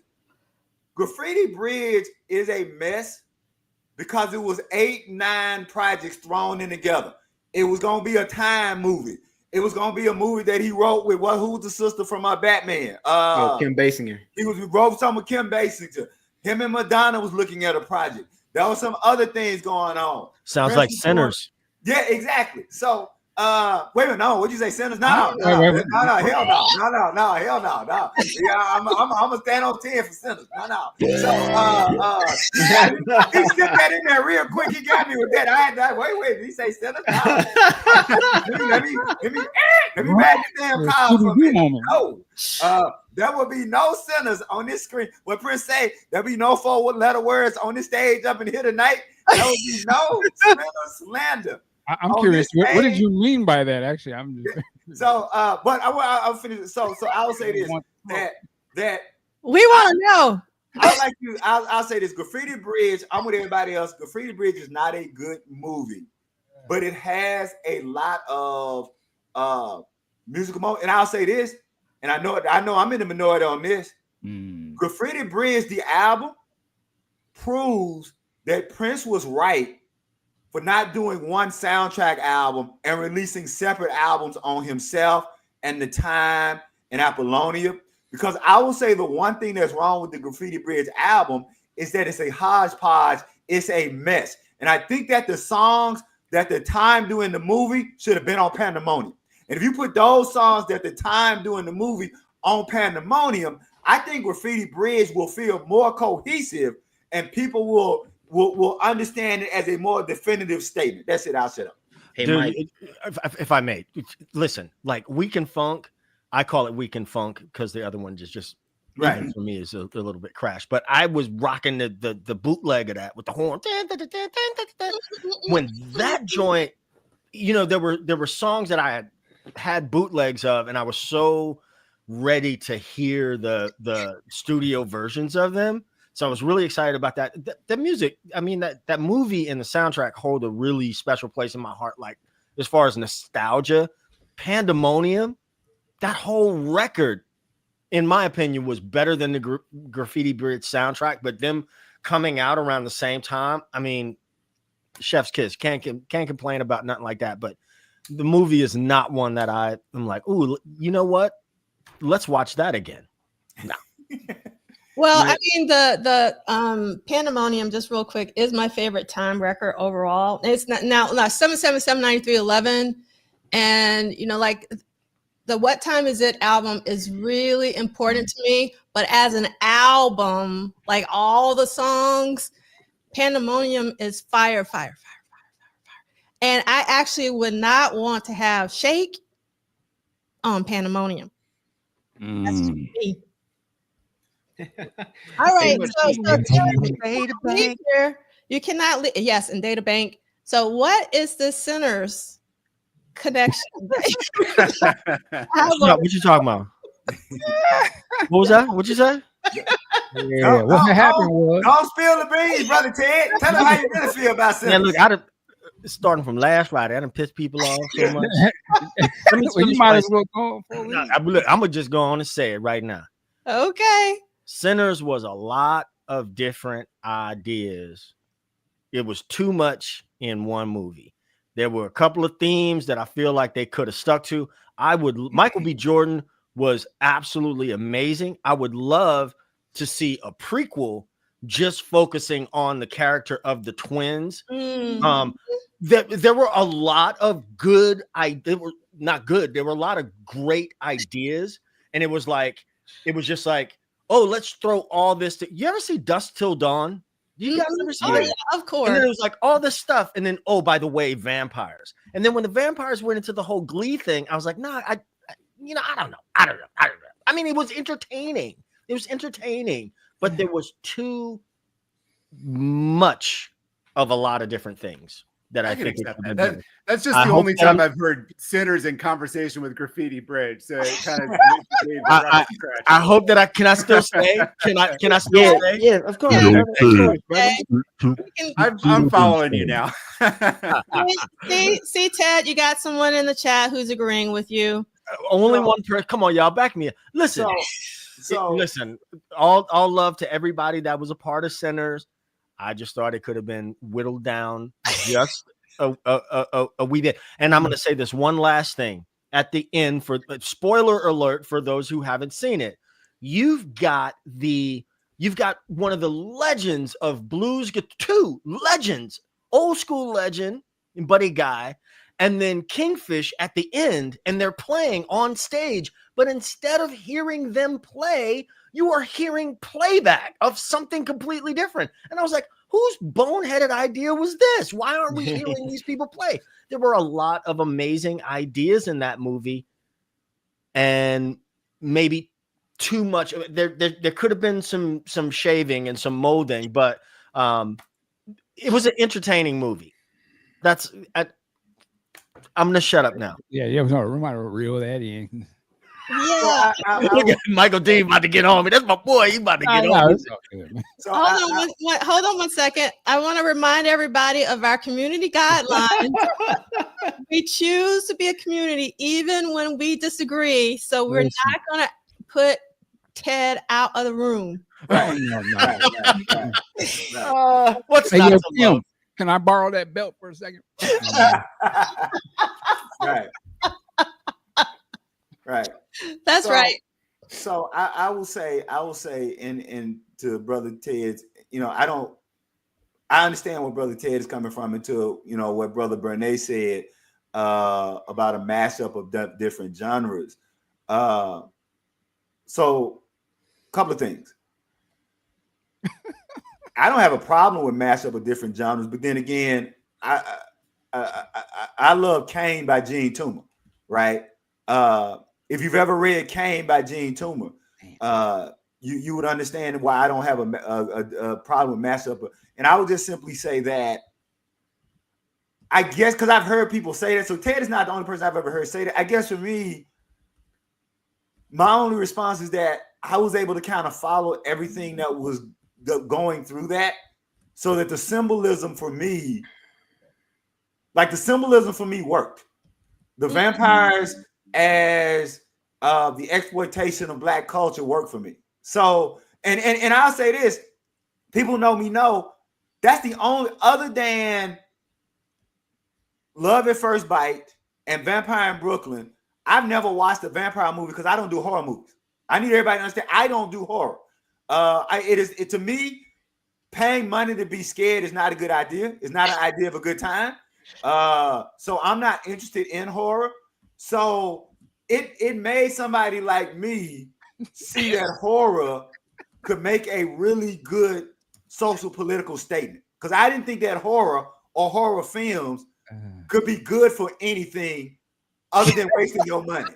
So I will just say that I get that it was a mashup of a lot of good ideas for people, but I was able to kind of follow those things through. And it while I'm still not interested in watching horror films, it made me see that horror films could be good for something more than what I thought it could be. That's it. I'll shut up.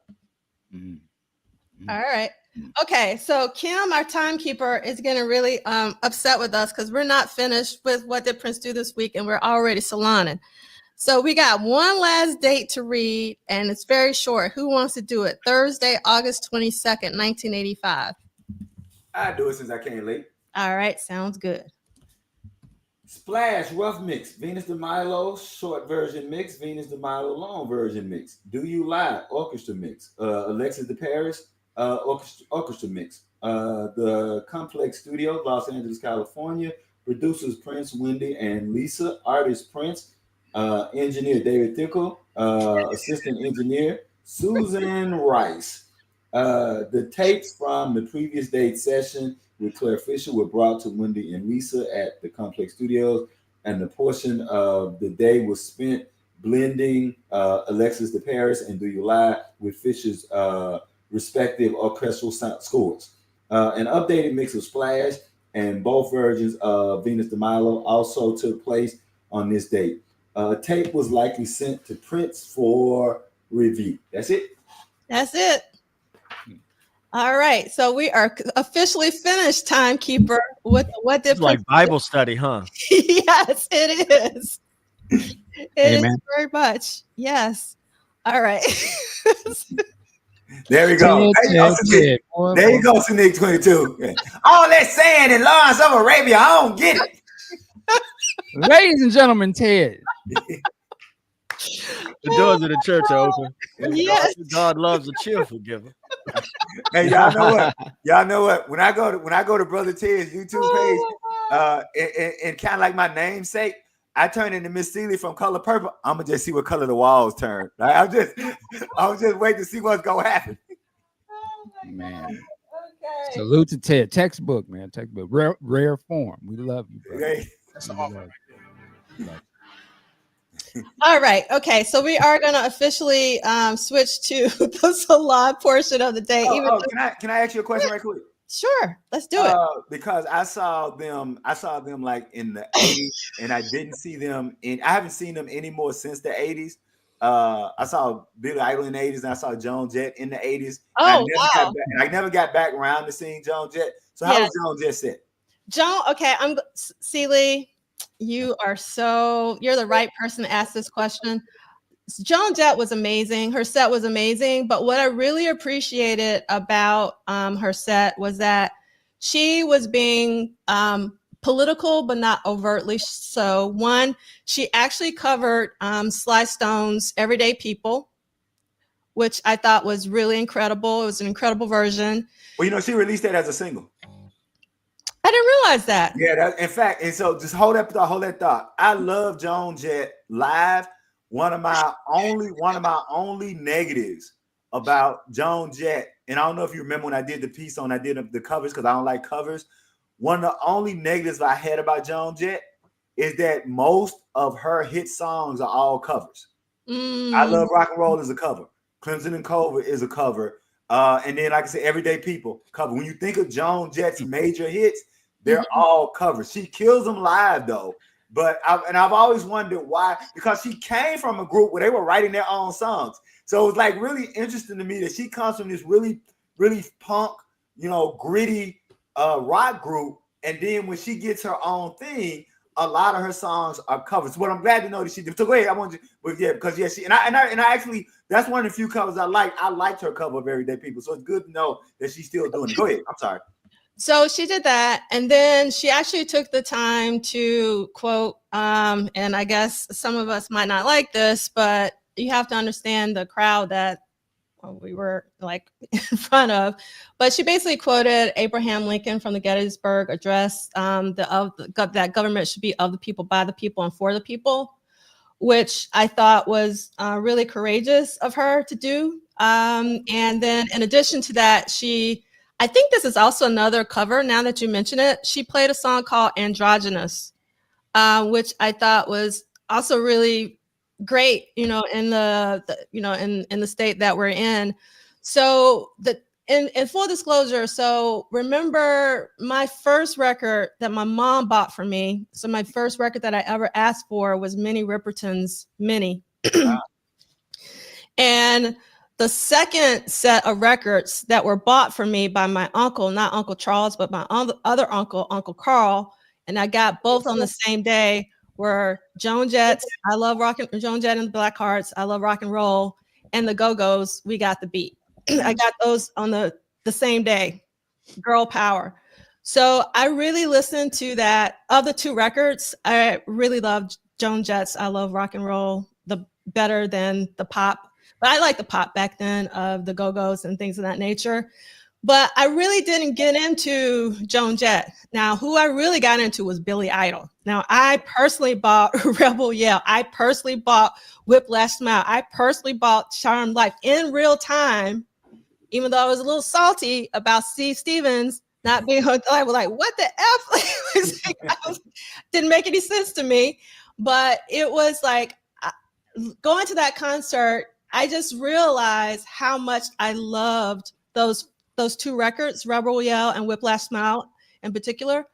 And just how, I don't know, how important Billy Idol and Steve Stevens, because it's kind of like, when I talk about my grandparents, if I think of one, I think of the other. Like I never really think about them, separately. And the same thing with Billy Idol. I always think of Billy Idol and Steve Stevens. And in fact, there's this, I think I saw this on Facebook. People were debating whether or not if Billy Idol got inducted into the Rock and Roll Hall of Fame, if Steve Stevens should be inducted at the same time, because they're kind of like a pair. Right. So I would be curious, like, what you thought about that, C. Lee, in particular, since you've seen Idol. Yeah, and Steven Stevens was there. What's really interesting? That's a good. I would say yes, simply because he's part of that foundation. Like, I don't know if you can think Billy Idol without thinking Steve Stevens. So I would say yes, but I would say yes. I think that he would. So yeah, my answer would be yes, though technically Billy Idol was a solo artist. Yeah. You see what I'm saying? So no, I understand. On the one hand, he's a solo artist, but that sound, that what is the foundation that became that perfect, Big Sexy. That's a perfect.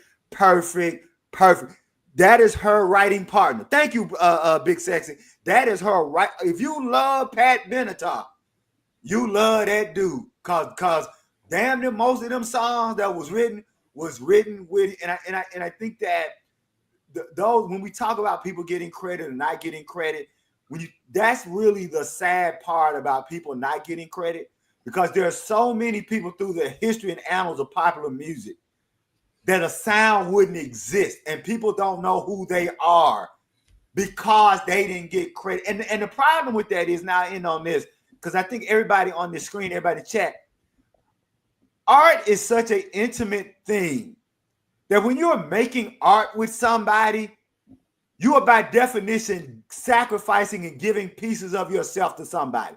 So I'm a poet. Brother Ted is a musician. Brother Rick is a musician. Brother Dean, musician, right? Okay. So if I walk into the room as a poet and we in a studio, it is damn near impossible at some point to say who the fuck wrote what, or who inspired what, or who came up with what idea. And I think that you can't parcel it out. So yes, I'm with you on Steve. Yeah, I would say yes, but the problem is, that's the thing about, and I'll end on this, and I know this, I hope this will make Brother Lee Christian laugh.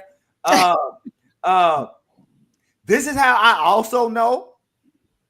The moment you know it was time for the Beatles to break up, when Paul McCartney was saying, no, I wrote this word, and John wrote this word. It's like, yep, it was time for them to get the hell away from each other when you arguing over who wrote what word in what sentence. So I'm glad you raised that question, Prof. Duff, because that's a topic that we don't hear enough about, sidemen or musicians or people in the band who, and I know that comes up a lot with Prince. And I will say, I do think a lot of people are kind of overstepping their bounds to a degree, but I do think we have to have the conversation that, and the Nile Rodgers. All right, so, and I want to get this right. Let me get this right. Please get this right. Shoot, how does it go? Is it Celebration, Nile Rodgers, and then another one bites the dust? So it's Celebration. No, it's Hollywood Swinging. No, it's Freak Out. Yeah, Freak Out. The Freak. Yeah, the Freak, and then is it Hollywood Swinging? It's like another one bites the dust. No, okay, but then Hollywood Swinging. So then Hollywood Swinging is in there. So those are the same three bass lines, just played differently. And here's what's important about that. I want to get the timeline right. That's what I was trying to see. Did the Freak come out before or after Hollywood Swinging? After. Okay, so Nile Rodgers is in the studio when Kool and the Gang writes Hollywood Swinging. Mm. John Deacon is in the studio with Niles Rodgers when Niles Rodgers, everybody see what I'm saying? Mm-hmm. So, and none of them is saying that they stole from the other person. Mm. But I think I think to me, that's the best example of what art is and how art lives and breathes. It really, unless you have been in those kind of relationships, it can get difficult to say who wrote what to a certain point. Because truly, when you are being an artist, you are giving of yourself so much that you're not even thinking about credit. Because if Ted and Ricky and Brother Dean are in the studio together, they're in the studio together because they love each other. What happens is something bad happens down the line and they get pissed off at each other. And then they go looking back 10, 20 years ago and start talking about, well, I wrote this note, or I wrote this song. And so I think these conversations have to be had, but they have to be had from this notion that people are freely giving of each other in the moment when this is being made. I'll shut up. Can I speak to that real quick? Kind of like Andre Simone and Do Me Baby. Yes. So check this out. This is actually happens quite a bit in the world that I live in with playing with different bands. Like on Play That. I'll give this as an example. Play That Funky Music on the when they were dancing and singing. Well, one day, one of us, either myself or the keyboard player, decided to play the Tootie line from Hollywood Swinging, because it works, right? And so that sort of became a part of that arrangement. And now I can go Bourbon Street, Frenchman Street, and I can hear people playing that. And we were having a conversation about it. And I was like, remember when I came up with putting and he was like, you didn't come up with that. I did that. And so we're like, who came up, what came first, the chicken or the egg? But the thing about music is there are only 7 notes in a scale, right? That produce 7 different chords. That's finite, right? There are 26 letters in the English alphabet, but all of the words that we speak come out of those same 26 letters, right? But it's the math part of it is infinite. The other parts are finite, but it's all there. It's all energy. You know what I'm saying? So I'm just piggybacking off what you're saying, that it definitely, when you're in a space, man, it's like, you know what? I don't know who really came up with this or that. I just know that it was something that happened in the moment. And because me and this person, these other people in the space speak the same language, it's now just there. And so that's the universal thing. But the human side of us, the greed side of us, right, the credit side of us. Who wrote that? Right. That's another thing too, as far as what became unintentionally controversial in the video that I put out last week was, Prince was a human being, an extraordinary human being, to be sure, but he didn't do things the right way all the time. And there's some people that he screwed over, whether intentionally or unintentionally. And that's a fact that we need to be okay with. It doesn't make him any more great. It doesn't make him any more genius. I've said this before, that I was working with Levi Caesar shortly after Prince passed away. And what a special time, because he would go off, man. I mean, he would get this 1,000-yard stare and just start talking about Prince. And you would not think he was talking about Prince, this man that walked on water for so much of us. He was talking about his friend. He was talking about a man that was a man, that he got to see, the good, the bad, and the ugly about this dude. So I think that some collaborators are, they're more forgiving because he's gone, but that some of those people walked around for a long time pretty pissed off. Like, I need to be getting a check for that. I'll shut up. And I want to bring Brother Zach and Prof Duff into this conversation. I'm going to ask y'all a question, and it's a 1-word answer. Yes or no? Have you guys helped somebody edit a paper or an article, and an idea that you gave them is in that paper or article? Y'all on mute. Probably, yeah, probably. And you just accept it because that's kind of how it works, right? Yes. You see what I'm saying? So that's what I'm saying. It's not about. It wasn't about plagiarism. It wasn't. If your friend comes to you and they're working on something, you're not really thinking about credit, right? You're trying to help your friend write the best paper, just like Brother Dean and Brother Ted and Brother trying to help their friend make the best fucking record they can. Your friend, you just trying to help them. And so you but what happens is, to Brother Ted's point, if that shit blows up and becomes a national bestseller, yeah, that's what I'm saying. It hits different when there's $1 million on the table. Right, exactly. Right. Yeah, academic, there's no money in that, so who cares? Right. When you're in the studio with your homie and you're doing your thing, but then 6 months later, he walking off the lot with a Rolls or a Bentley, and they living good, and you got to go back to work. That's a whole different. It hit different then. And do y'all think like that's what happened with Prince and Andre with Do Me? Do you think like, I mean, because Do Me blew up, that Andre was kind of like, hey, I mean, you got the song Kiss could be another argument for that. I mean, and even with Kiss, I kind of think of the Do Me Baby situation as like it was the culmination of their relationship deteriorating. And not to turn this into a plug, but this is when I wrote about Do Me Baby like years ago. This is kind of how I framed it. They started out, they were literally like, they were two halves. They were, Lennon and McCartney, to use the Beatles reference, or, they originally framed themselves.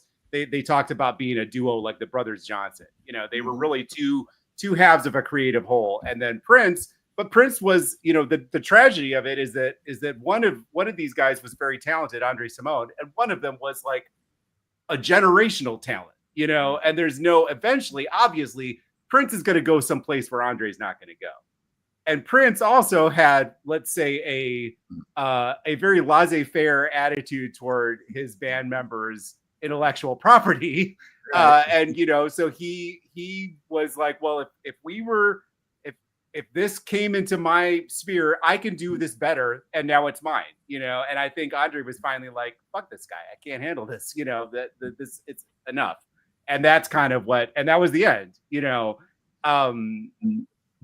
So I think it's very interesting that toward the end, while Prince was still alive, and maybe this is because lawyers pressured him, or maybe it's because he was, starting to see the idea of collaboration a little differently. I like to think that he was kind of maturing and having kind of making amends to some of his collaborators, but he did start giving Andre credit for it. And really, that's, to me, it's, as somebody who's hasn't been in this situation, I really think that the easiest way to do this is just to slice up, just give them the credit, and then we're not fighting. And when there is this battle, I mean, honestly, and I'm, this is going to be, I'm going to get political here, but the problem is not the artist that, whose name is on the album taking the credit. The problem is the record label and the managers and the publishers that are taking an obscene amount of money off of the royalties. And I think this happens in so many ways. We squabble with each other instead of, going after the system that's profiting off of us. And that's very evident in the music industry and a lot of other places. I see what you did there, Zachary. I see what you did there. And I would say to that point, I want to be very delicate in how I say this, because, you do things when you do things. But I will say this. Man, how do I want to say this? I've always respected Andre. Man, this is going to sound really, I'm going to just say it. I've always respected Andre and the people who said whatever they said before Prince died. I have issues with people talking about what they did or didn't do or how things went down after he died. And so I'm not saying that, and I'm not saying that I'm right in giving Andre more credit for whatever. It's just that he said things when Prince was alive to either refute or not refute or say something and not say something. And I just always give him respect for that. And so when I'm looking at and I'm measuring things that people are saying, I'm not saying that the people who are talking after Prince died are lying. I want to be clear. I'm not saying that these people are lying. I'm simply saying I'm giving more respect. Morris Day talked when Prince was alive. Jammin Lewis talked when Prince was alive. Andre Simone talked when Prince was alive. Jerome Ben, the people, Jesse Johnson damn sure talked when Prince was alive. And so I'm just always interested, and not necessarily interested, I just have to, for me, give credence to people who talked when Prince was alive, as opposed to people who waited until after Prince died to say something. And so that's what I take from that. We know about the Do Me Baby story at least as early as 89. Am I right? Like, because I remember that the first time I heard about it was in Dave Hill's book. And so I heard about it in 85. Okay, so y'all heard about 85. So the first time I heard about it was 89. And so that's all I want to say about that is I have to give props to people who were talking when he was alive. And I second everything else everybody said about particularly what Zach and Brother Tay was saying about companies. Because the other thing that we know that companies do is the companies will throw their weight behind the person they see as most valuable, right? Mm-hmm. And so what happens is when the company throws their weight behind the person they see as most valuable, the other person really doesn't have anything to protect them. And for people who were talking who didn't have anything to protect them, I have to at least give them my respect. I'll shut up. All right. So what I'm going to do really quickly, I'm going to pedal back, unfortunately. And I know some of you go like, why are we talking about Billy Idol? There's a couple reasons. There's actually a couple of connections to Prince because all roads lead back to Prince. One, Billy Idol actually dated Vanity for a while. That's one link if you need one. And the other link is Jill Jones' song 77 Bleecker Street was actually Steve Stevens' address, because I don't know if they dated it, but I remember reading that Jill had a crush on Steve Stevens. Okay, so that would being said, this is Joan Jett. This is me, life goals. She looks amazing. She looks like a rock star. These photos were taken by another Prince fam, Mariah Lynn, who's wonderful and beautiful. She goes to more shows than anybody, and I'm so grateful. She must have had like really amazing seats because these photos are like to die for. So this is Joan Jett. hey, well, I'll go back to the Joan Jett. Okay. I'm just going to be really old as hell right now.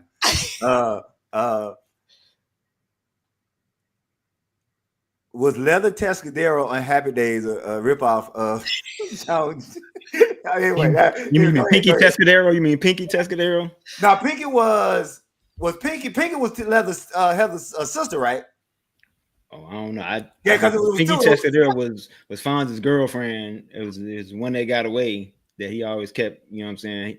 He had a thing for her whenever she showed up. Right. So whenever I think Joan Jett, for whatever reason, I think about that Happy Days. So it could have been Pinky. Alfred, and I just had it as Leather or Heather. So anyway, now go back to the slides. That's just my old Happy Days moment. All right, rock star. That's all I got to say. And then I just love seeing Billy Idol and Steve Stevens together. I'm gonna go really quick. We got some purple for people if you need some purple in this conversation. How tall is he? That's a good question. I don't know, but he's pretty tall. And this is Billy Idol, Billy. And this is Steve Stevens. Amazing shots. These shots are amazing. Again, taken from the audience by Purple Fam, Mariah Lynn, which is incredible. And these are more dates. Again, if you like Billy Idol, that's like one thing, but if you really want to see an amazing guitarist, go to a Billy Idol show to see Steve Stevens play. It will, you will thank me for it if you're into music and musicianship at the highest quality. All right. I love me some Corey Henry, and Corey Henry is doing the church experience tomorrow in Inglewood. If I was on the West Coast, this is where I would be. If you haven't experienced the Corey Henry Church experience, you've missing something out of your life, and I highly, highly recommend that you go there. The Black Radio Experience is also coming up very, very soon. I wish I had money. This is where I would be. And then also, I just want to remind everyone in Minneapolis that Corey Henry is coming to Minneapolis in September at the Ice House, which is one of my favorite venues. I actually saw LP Music, Leeds, and Peterson at the Ice House. It's an amazing venue, and it's going to be with Chris Daddy Dave, who's one of my favorite drummers, as well as Stokely for all the Mint Condition folks out there, as well as Rick from Mint Condition and Lawrence and all of that. So that's happening in Minneapolis in September. Bilal's coming to Philly and at the City Winery on September 18th. And we talked about Vernon last week. Vernon Reed is coming to the Blue Note in New York City on September 24th for his brand new album. And I love the title, Hoodoo Telemetry, if I'm pronouncing that correctly. And then don't forget about Bilal's new song with Soul in the Horn. If you didn't check it out, it's in the company playlist. It's called Live On. And remember, Bilal is coming to Seattle for free on Saturday, October 4th. All right, Purple World. We already told you about 100 Men Hall at the beginning of this. This is our very own C. Lee, even though people keep misspelling C. Lee's name. So I had to misspell it in order for you to find the video, but it's actually Liegh, but that's a whole nother conversation. But you can kind of see, you can see how clean he was with that paisley shirt. Do you see what I'm talking about? Clean. Yeah. That's a headshot, Celie. Yeah. Look here, since I'm losing my hair, that may be my new headshot, because my other headshot has a little bit more hair than I had now. So you get to the point you have your headshots, and then you get old and you got to change your headshot. Because I don't know if y'all like me, like somebody had a headshot, and then you go to the concert and you go to the reading, and they look nothing like their headshot because their headshot is from like 20 years ago. Like who the hell did that on their headshot? So I am actually at a point where I no longer look like the headshot I circulate. So yeah, I appreciate that, brother Zach. I'm gonna have to go and change that headshot. But it's a beautiful, I mean, I just really love the way that this video is shot. Like it is really well shot. And also it was like, it seems to be like there was 2 cameras. Yep, actually had 3. 3. Wow. I want to give a shout out because if somebody asked about the age, and I keep forgetting, when you 55, everybody's younger than you. So I had to give a shout out to the young brother named Lionel Haynes Jr. He actually shot it. He does like all of the shoots at 100 Million Hall. So he's like their official video person, but it's Southern Waves Productions. And I will say that young brother, because you forget, again, I'm 55. So even somebody that's 35, I feel like that's somebody I can give advice to because I'm like 20 years older than that person. But being 55, you don't like, let me put it this way. I don't feel at 55 like I thought I was going to feel at 55 when I was in my 20s. I don't know if that makes sense or not. So, okay, so let me give y'all one quick example. It does. Let me give you a quick example. So at Kwanzaa celebrations, there is something that happens where you have to get permission to speak from the oldest person in the room, right? So always coming up at Kwanzaa celebrations, I would stand up and I would turn to the elders and go, "Can I get permission to speak?" So at the last Kwanzaa celebration, this young brother walked up to me and went, "Elder, do I have permission?" I was like, what the fuck? Hell no, get down. And my wife looked at me like, "Yeah, player, you the elder in the room. They asked you for permission." Yeah, so saying all this, say shout out to the young brother Lionel. I'm with you, Prof. Duff. It sounds amazing, and it looks amazing. Yeah, you can just tell from the screen. This is a screenshot. Do you see how amazing the screenshot looks? It looks pretty great. All right, so I heard from little birdie that somebody's birthday is in November. My birthday is in November too, Mr. Ted Talk Space. So what is your number? Mine is the 23rd. 16. 16. And Michael Dean. The 9th. Wow. Scorpios stand up. Yeah, man. Serious. I'm right on the day when it starts. So it's all right. We forgive you. Yeah. That's all right. Hey, real quick before, I don't know if you have it on your thing, but there's like a Jam and Lewis concert coming up. Is that?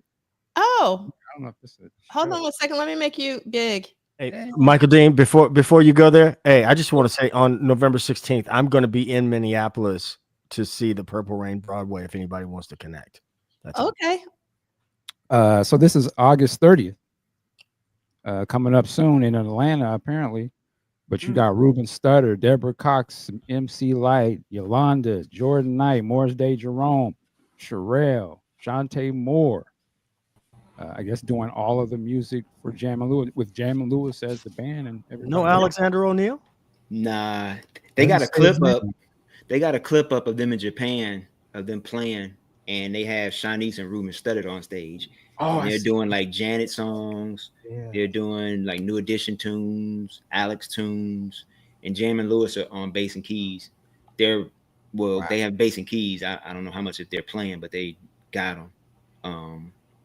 And they're taking that show to Atlanta, which I was surprised that Atlanta thing just popped up, because that just kind of came up yesterday, and so it must have been like a last minute show. So, question: does anybody know? Are they doing old and new stuff? Because they had an album come out, double album come out. 40 years of hits. Yeah, I would imagine they're probably doing their older catalog. Okay. Not unless someone from who performed on that album shows up, then they may do something. But they're doing stuff from the older catalog. And if you see the clip, like Ruben Studdard and Shanice do a good job of doing the Janet songs and like New Edition tunes. It's not they're old school, like they're no slouch. They still know what it takes to come to the stage and what to give a good show. And so Big sexy. Yeah. Except here to talk about the Apollonia thing. Are you about to talk about Heather Tessagero? Which one you about to talk about? Well, I did hear my name mentioned about the Apollonia situation, and the professor was kind enough to shoot me an invitation, and I figured I'd jump in a little bit and talk about it, if that's okay. Yeah, of course. Let's do it. Okay, cool. Bottom line is this. And I looked up Miss Apollonia's credits and whatnot. She's an actor, bottom line, but she really hadn't done a lot until Purple Rain. No one knew who she was until Purple Rain.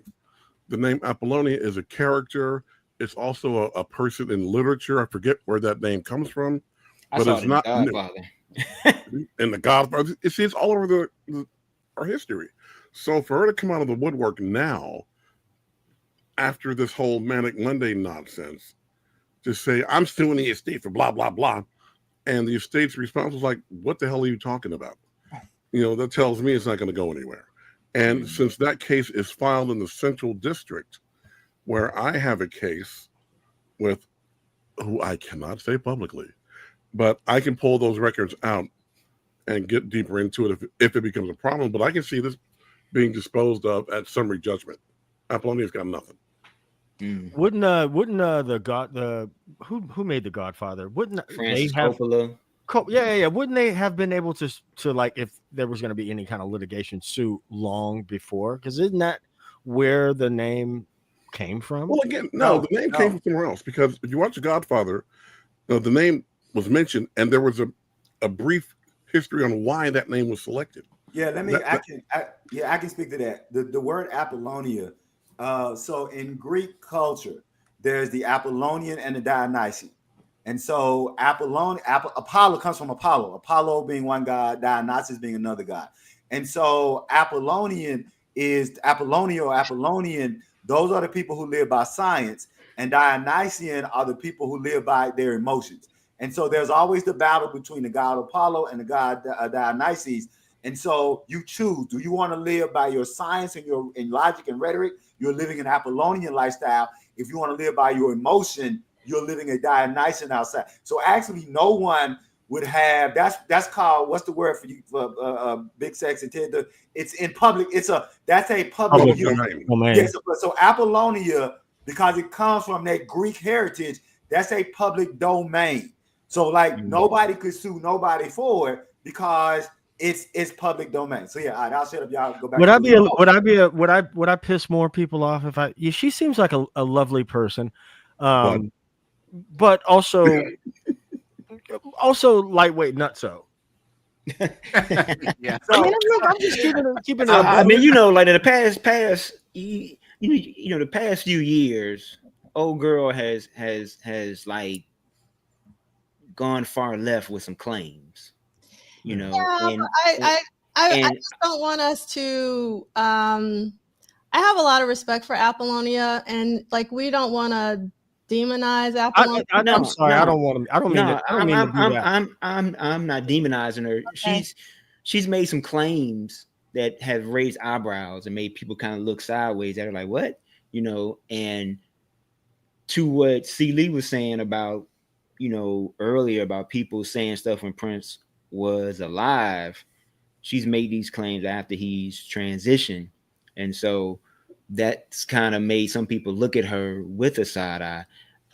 Personally, I've always felt that she has a story to tell. She was there, you know, for a certain period of time, and she was around. So like she knows certain things and whatnot. And you know, obviously, you know, I think her voice, her like perspective, you know, needs to be heard and shared if she chooses men to do it. I think a lot of stuff now that's coming out with her doing things is her being, because isn't she banned like from the estate? I think she's banned. I think she said on her show that she was banned from the estate.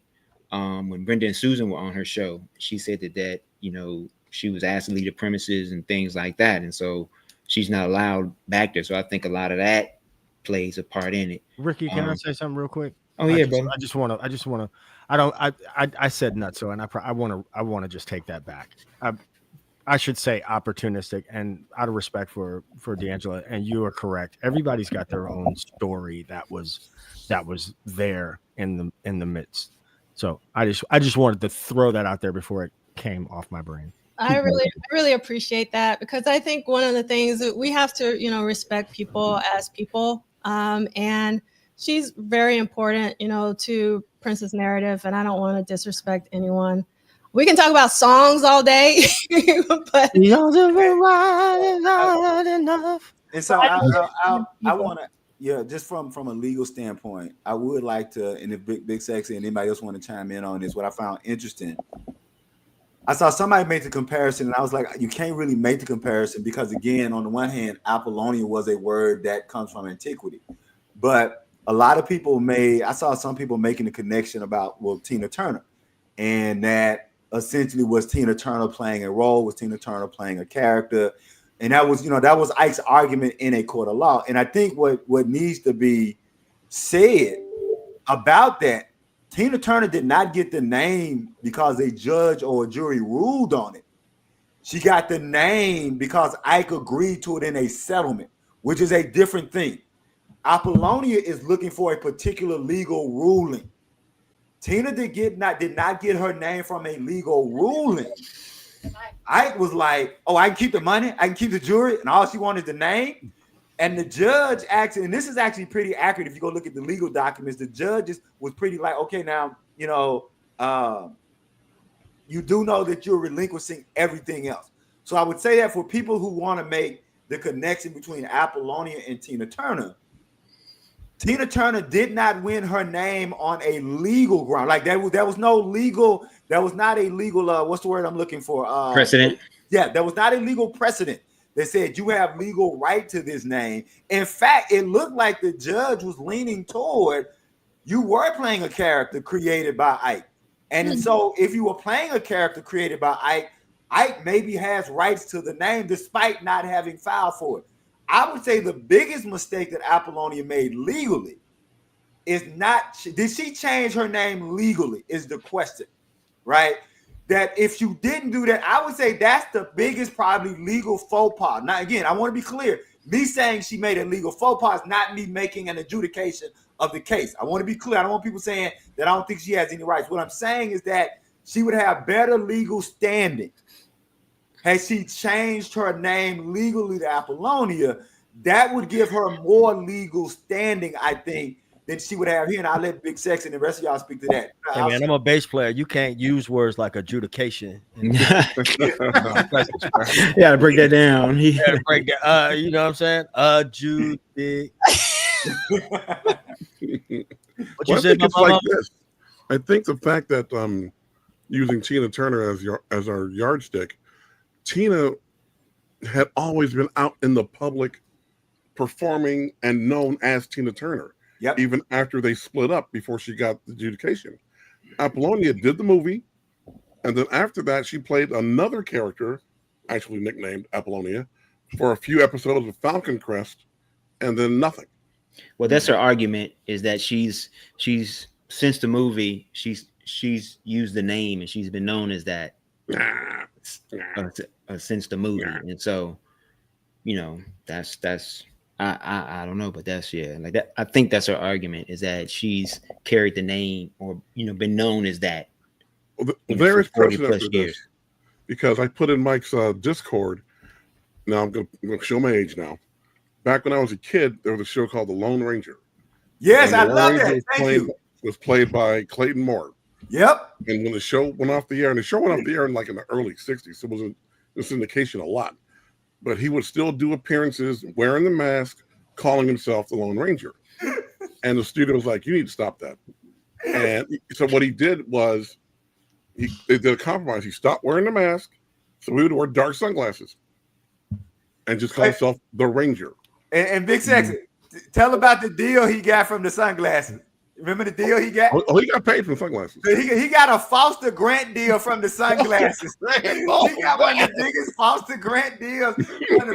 And what happened was, when they came back out with the Lone Ranger movie, Homeboy ass started showing up at places dressed like the Lone Ranger, and the movie, and I was like, "Hey, dude, stop doing it." It was if you weren't there, it was the funniest damn thing, and I felt so sorry for this old dude who his whole life he had been the Lone Ranger. But they like, "Hey, man, you gotta stop." So he stopped putting these big sunglasses. Thank you for bringing that up, Big Second, because that's a perfect analogy. Real quick, just to add my 2 cents. The thing with Apollonia, even the thing with Morris was a couple years ago with the time. Legally, they probably don't necessarily have us split the stand. Whatever. You could argue the legal part. I just think it's unfortunate, and it's kind of sad, and maybe even a little petty, that the people from this music, this world that we love and that we're all fans of and we've studied and been a part of for our life, it's sad that it has to come to this. Like, whatever the situation is with Apollonia, you can argue the songwriting or the use of the name. It's just sad that it has to be played out in front of us like this. That's my only thing about it. I don't know her relationship with Prince, and then I wasn't there. I'm way over here as a fan. I ain't even met these people personally, but the fact that it has to be played out like this, that ain't never what I would have imagined it to come to. Like, when I saw the Apollonia suing us, like, oh Lord, why we gotta have this foolishness? When I was young, I remember the Jimi Hendrix stuff would always be in the news. Hence, I even live out here in Seattle, so we even hear it even a little bit more. But it was always sad I didn't even really know the music like that. I just knew that it was something that we respected. He was Black, and my older family members, there was a high level of respect when the name would come up, like, oh, such and such, know the Hendrix family from down. So I just knew it was like that. But when I heard of the fighting or whatever was going on with them, I was like, God damn, that's not good. I hate that. And I hate it for this, I just hate that it has to be played that way. It almost, and I saw the response that the estate put out about this, with respect. It was it wasn't really a good look. I mean, they probably have. It's like a notes app screenshot. Yeah. It's embarrassing. Yeah, so I don't think anybody's coming across well in this. Yeah, that's my only thing. I don't have a dog in this fight because the whole thing's just embarrassing. Yeah, that's it. Right. I wish it wouldn't. I wish it wasn't like this. I wish there wasn't. When you talk about Prince was alive, would they say these things? Unfortunately, he wasn't playing when he was alive, and he would be he got money, right? And he probably had the retainer, the biggest lawyers. You say something, cease and desist, off the top. You can't fight that. I mean, so I can understand why people didn't say something, But again, it's not my place to know either way because I don't know the circumstances. But it's just sad that it could not be worked out behind the scenes. I assume these people act like family, but I'm coming to see that as much as the fantasy of what I thought I saw was presented to me, probably behind the scenes, it's not necessarily like that. And so that's the only part that I'd be like, man, that kind of sucks, you know, because I like these songs. I grew up liking these people, and it's a shame to see it this way. So that's my point. It's So a shame to see behind the curtain, Michael. I feel you. For sure. So I'll say two things. Number one, which is I'll say the most unpopular thing, and I've been saying this since 2016. This is why it's important to have your affairs together before you go. Now, my wife and I differ. My wife has said to the day she died, she gonna always believe Prince had a will. I'm like, that's you. I can only, you know, my wife will like fight you and say, if you say Prince doesn't have a will, I'm like, yeah, he may have a will, but he didn't have it probated. And if you don't have it probated, you know, you have to, you know, so I will say this. So this is to everybody in the chat. Let me say this clearly. Death and grief affects people differently. Because I've seen people fight over a damn chitlin bucket. Like, grandma said I could have the chitlin bucket. Grandma ain't said nothing like that, right? But, you know, when somebody dies, when things happen. So I will say to everybody, number one, this is why it's important to have your affairs. And my wife's position was always, how could a man who fought for his rights, who fought for his legal rights, not also have this in order? And I don't know. Like, I don't have an answer to that. But I will simply say that regardless of how we feel about this, this is the example of why you got to have your affairs in order. Because if you don't have your affairs, and I'll give you a quick, this is not a major thing. When my maternal grandmother passed, I ended up with her ring. And so when we got married, I gave the ring to my wife. So when we got married, on the wedding day, I put the ring that I bought my wife, and I put my grandmother's wedding ring on my wife's finger. Okay. We learned that my cousin, and wasn't an issue. I want to be clear, it wasn't an issue. So I don't want people to think it was an issue. My baby cousin had always wanted to be married in that ring. And so my wife, right? My wife wasn't a part of the family. My wife went to the engagement party and gave my baby cousin my grandmother's ring. I'm telling you that because everybody ain't gonna do that. Everybody ain't gonna be that kind of cool. Everybody ain't gonna be that kind of loving. And because everybody's not gonna be that kind of cool and kind of loving, you have to have your legal things in order. Because death, and as we've always so said, time and money and time passed, and people start thinking about why I didn't get my cut of this and that, or I maybe should have gotten more. I don't say people had bad intentions, but things change over time. I can tell you this, and I'll end on this. The Jackson, Mississippi poetry scene from 96 to 2000 was one of the most fertile poetry scenes in America. We got approached by a major player to document those 4 years. The reason it hasn't been done is because the video is in the hands of 5 or 6 different people that in 96, when we were all reading poetry, didn't nobody give a damn who was shooting video. In 96, when we was all reading, didn't nobody care. But when somebody approached, it all became who owns what thing. And I'm glad to say your boy wasn't shooting nothing, so I wasn't in it. So it's not like I came out as Mr. Clean. The only video I had was what I was shooting to myself. But I can tell you that people who loved each other, there did become a discussion of, well, whose footage are they going to use and how we going to be compensated? And when none of us thinking about this in 1997. I said in 1997. I'll shut up. Hey, Seeley, you got to hit me offline. That Atlanta port. There's a brother that was a spoken word artist, and he had one of the dopest lines. He said, "You might think you know me, but unless you seen me with her, you haven't seen me alive." We need to talk offline. I need to know who that. I can't remember who that brother was, but there's so many different scenes like Atlanta, New Orleans, Oakland. There's so much stuff, and like to be like a young black freak is the word I'm gonna use in right now.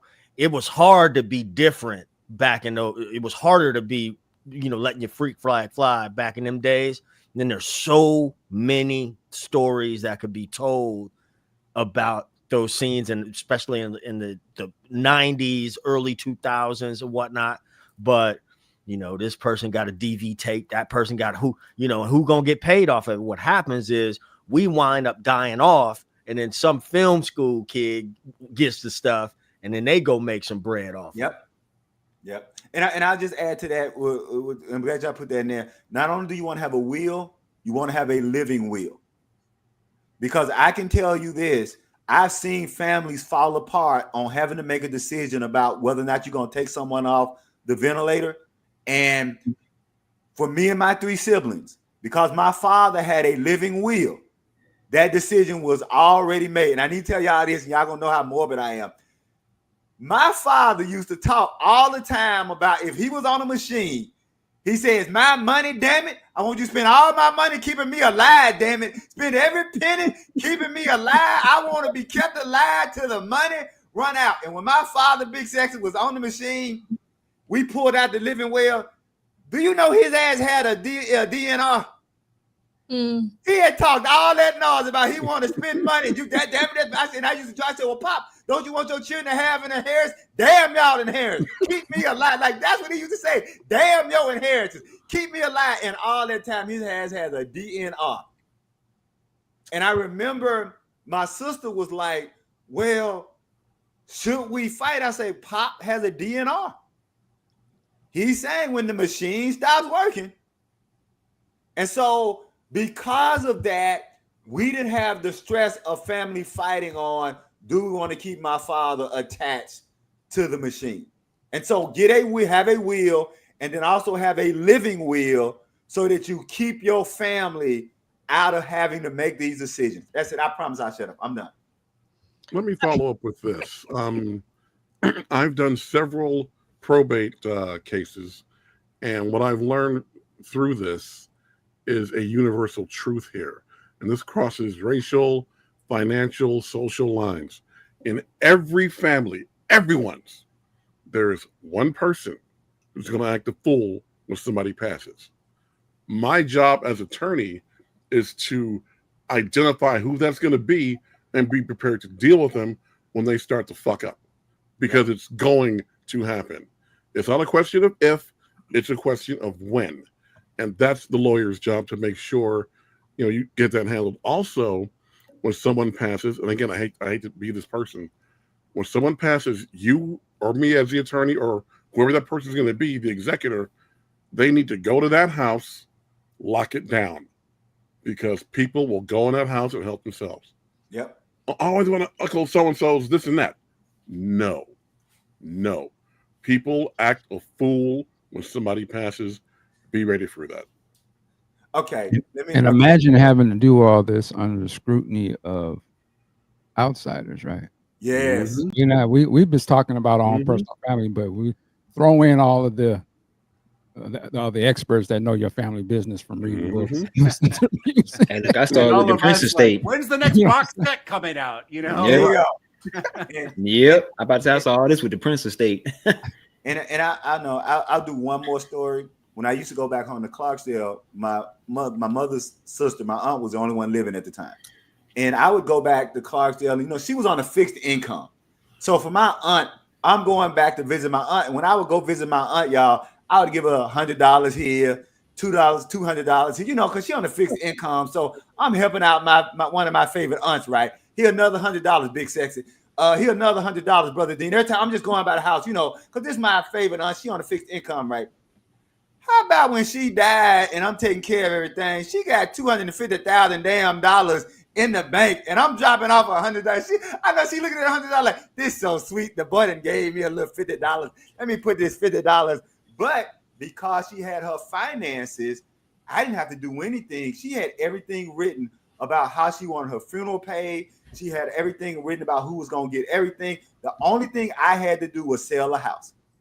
because she had all of her fine. So like Big Sexy said, somebody gonna act a fool. And luckily for me, with my father and with my aunt, everything was in order. And all I had to do was go sign paperwork and take care of it. Okay, I'll shut up again. I'm sorry. Boy, that's the same thing my mother did. My godmother had a pink binder that had everything just laid out to a T. I think that when I sat in the funeral home making, I'm and I'm picking out a coffin, and they start tallying up the prices, and I start sitting up, and I'm like, are you kidding me? This costs that much?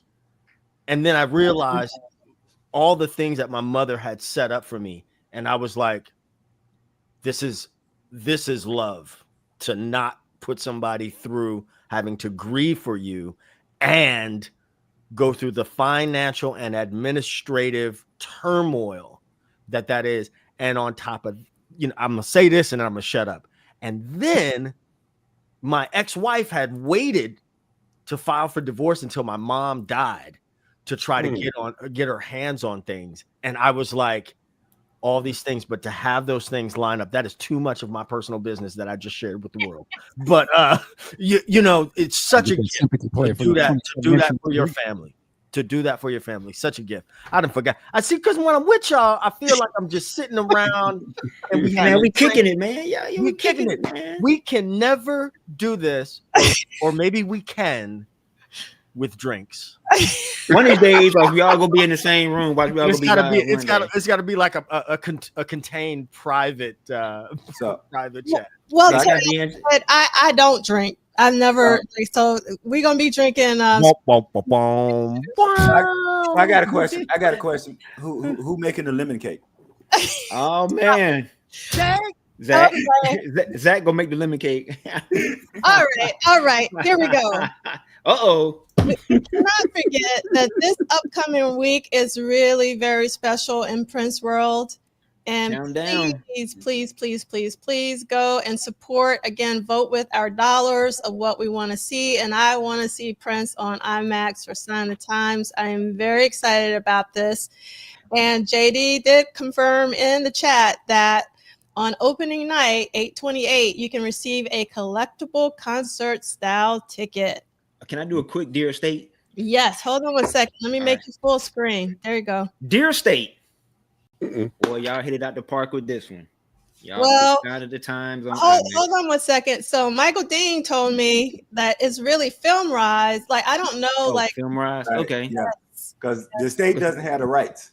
Oh, well, no Dear State, Well. But I don't know. They might have to have worked with the estate. I mean, well, you know what? Here, okay, let me pivot. Dear State, I hope you see the excitement around the Sign of the Times movie, and I hope this will move you to further release maybe some other concert footage of Prince live in theaters that we could love to see. Maybe some Diamonds and Pearls action. You know what I'm saying? Maybe some future parade action stuff. You know what I'm saying? Don't underestimate the desire of the fans to want to experience Prince in concert on film. You can do that in the theater, and especially with the sound. As C. Lee said, we like to sit in the middle and hear some of those concerts blaring through. So, Dear State, take note of the amount of love that the fans are going to show this week for Sign of the Times. And that's my Dear State moment. Awesome. Now I can't figure. So many people on stage. Like, I can't find all my buttons. Someone put in the chat, and I love. Oh yes, Pretty Ricky. Wait, let me ask you a question. When you look at the screen, and it's gonna tell your age, are you getting New Edition reunion or Temptation reunion? Which one of the reunions you getting? Is it New Edition reunion? Ain't nobody playing with you, bro. I don't think nobody on here is gonna get the Temptations reunion. I hope not. I think everybody go roll with the New Edition. Yeah. All right. So Nick Felden is talking about the brown mark, and I don't know. I'm not on social media. He did an interview with this guy. I forget the channel. Is it Musicians Reveal? Yeah. So it's him. Yeah. Also, it's called what? Because both It's called Musicians Musicians Reveal. Reveal. Okay, Musicians Reveal. Yeah, he did an He's putting in interview. work. He's putting in work. It's about You an know, hour and some I change. like Andre's Wu-Tang. Clean. And also Jerry Hubbard that played with the Time did an interview with Funkatopia, which is really good because he's talking about this period we're reading about in say the book, and he talks about why he chose to go with Jesse as opposed to staying and playing in the family, because Prince originally wanted him to stay. So that's a real good interview. And he says some stuff that Prince shared with him about certain things that I won't give away because that'll be a whole nother hour we'll be discussing. But when it comes up in say the book, I'll bring it up. But that's a good watch. Like his thing is a good watch, and he's currently touring with Jesse, so he is back with Jesse. Oh wow, playing and stuff. So that's cool. Yeah, that's incredible. Okay, go ahead. Since we're there, I haven't watched it yet. If and maybe y'all watch, you can tell me why is the Jesse Johnson interview being promoted as Jesse Johnson's last interview? Is because he said he's not doing no more after the. Okay, all right. He said it in an interview, like I'm not doing no more interviews or something. Okay, like cool. Well, the bad part about that, he's not doing any more meet and greets either. That sucks. Huh. Oh wow. Man. My partner Prince. His name is Prince. I always feel like I have to say that. Is producing a show with Jesse in Oakland. I want to say the 28th and the 29th. Yeah, Yoshi's. Yoshi. Yeah, we tried to give away some tickets and nobody took them because JD was very generous. Thank you, JD, for offering that up to What Did Prince Do This Week. And even though no one took the tickets, man, if I could fly out there, I would have taken. So me 3. Love Sexy 71. If I'm not mistaken, Otis is still alive. Mm-hmm. Yeah. So yeah, Otis is the. But ain't nobody come to see him. Well, there you go. Otis is still alive.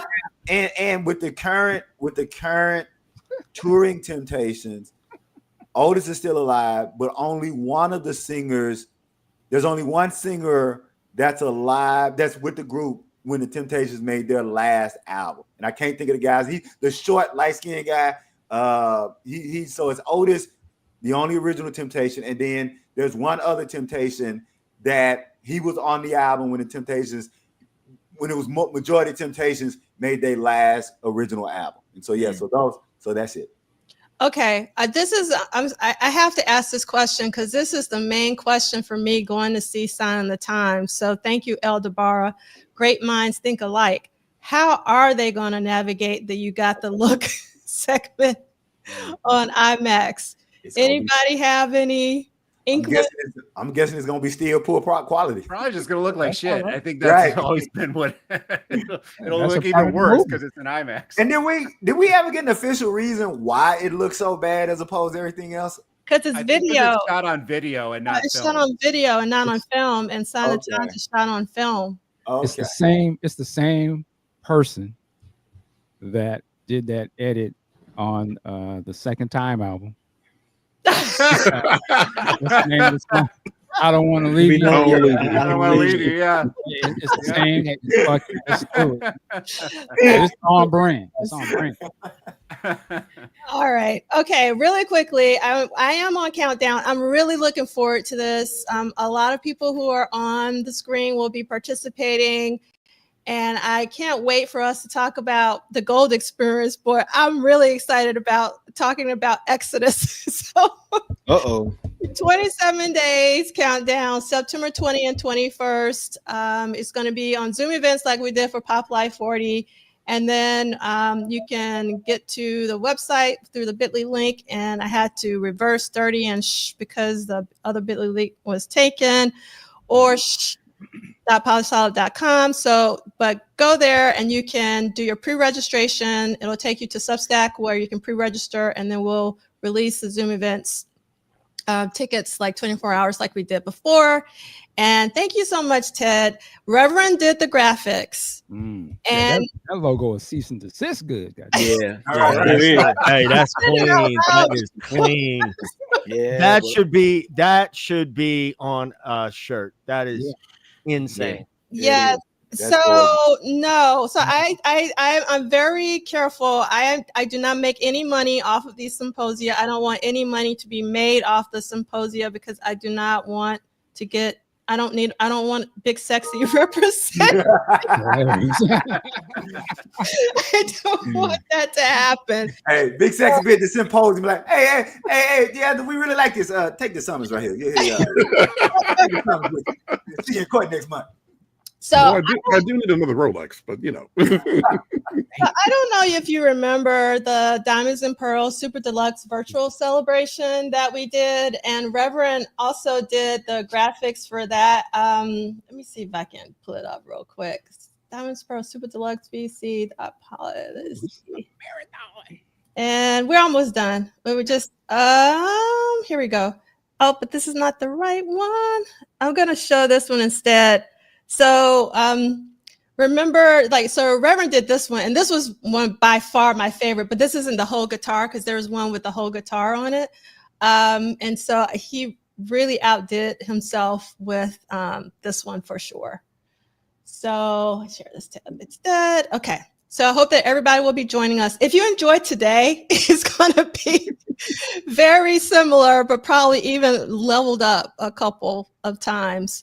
So, all right. Next up is, remember Dr. Funkenberry, his cancer battle continues. Make sure to send him words of encouragement. If you can afford to donate, please continue to donate because he's been sending updates, and the healthcare system right now is going through some changes, and he could really use your support. And in addition, Addie Durant also has a GoFundMe. And again, if you don't know who Addie is, if you listen to the Clubhouse fan version of Purple Rain, which was fantastic, and it's still on Clubhouse. They did the entire movie in audio, and it was so good. So Addie was very instrumental in getting and making that happen. So please support her. Again, if you can't send any money, send a kind word and let her know how amazing the Clubhouse was. Just try to put a smile on her face. And then also Des Dickerson is also has a GoFundMe as well. And this is the accompanying playlist. C. Lee's talk is in the accompanying playlist, as well as the family's interview from the Pop Life 40 keynote. If you didn't see it, I was so grateful that everyone was able to attend, with the exception of Jerome, and he really wanted to attend. So we had all the family members, including St. Paul, Susanna, and we also had Jelly Bean in the house, and we had Eric, even though Eric was there as well. And then we also had Eddie in a different keynote, so you can catch up on that. And just really quickly before we end, and Michael D went in for us, this episode is dedicated to my great aunt Laura K. Oliver Fluker, whose funeral is actually today in Alabama. And so I just wanted to say that. And with that being said, if I can Michael's already set up. Take us on out, Michael. Wait a minute, before Brother Dean goes, I just want to tell everybody that I'm gonna miss y'all for the next 3 weeks. What? I will see y'all. For the symposium. So I will be front and center for the symposium. But for the next 3 weeks, August 30th, September 3rd, and September 6th, the Jackson State University Tigers are beginning. They step for a repeat. It is football season. Brother C. Lee has been scheduled to speak to the football team. So for the next 3 weeks, I'm going to be at the vet watching them Jackson State Tigers make history. But I will be back front and center for the symposium. My love and my spirit will be that's one of the reasons why I actually had a workshop this morning, but I knew I didn't want to miss. That's why I came late, because the workshop, because I knew I was going to be missing. And I got the fun to hang out with Brother Zach, Brother Ted, and Big Sexy. Always a pleasure hanging out with Brother Rick and Brother Dean. And, Prof. Duff, I just appreciate you for the community that you guys created. So I'm going to miss y'all. I really am going to miss y'all for the next 3 weeks, but I will see everybody for the symposium. Hey, man, look, tell Sonic Boom I said what's up. No doubt. Ted, hit me offline, man. Okay. All right. I said Ted, hit me offline. Okay. Ted. Yeah. Hold on, fellas. Real quick, we want to give props to everybody in the chat, man. This is one of those when you go to a church and the church they really praising and worshiping that one day and it's a super long. This is one of them services. We had guest preachers came in today. Ted, thank you, sir. First of all, yeah, amen. Thank you for what you do. Can you shout out your YouTube page real quick? TED Talks Bass. TED Talks Bass. Absolutely. And every now and again, pisses people off about it. Man, great conversation. It makes people think. Yeah. Thank you for coming in for real. Zachary, man, thank you for jumping on and giving us your insight. Can you give where can we find you online, sir? Oh yeah. So I write a blog, a song by song blog, and I am actually writing it again. There was a long time where I was not doing anything, and but I'm finally back in it. I'm finally I've done 2 posts in the last month. I'm like, who am I? So you can find that on princesongs.org. And no, the estate hasn't taken that URL from me yet. So we're still good. I'm still flying under the radar. I wrote about Erotic City a couple weeks ago. And right now I am very close to, I'm thinking Monday or Tuesday, I'm going to post about the Glamorous Life. So Sanic in the chat was saying, let's talk about who wrote the Glamorous Life. I do address that. I will address that in the post that's coming up. So something to look forward to. Brother Zach, can people get on a newsletter or something so that whenever you post something new, they get an announcement? Yes, indeed. Yeah, I have it now so that you can, if you go to the website, princesongs.org, a little pop-up should come up that says subscribe, and you can subscribe. You can get the post emailed to you. So it's kind of like, I know a blog is very old fashioned. I'm a child of the early 2000s.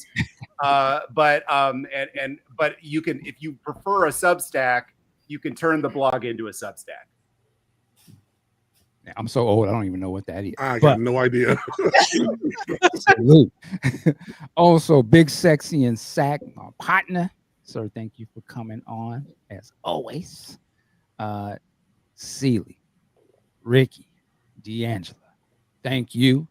Again, thank you to the audience out there. We about to get up out of here. Work it like a job. We'll see you next time. Peace. Peace.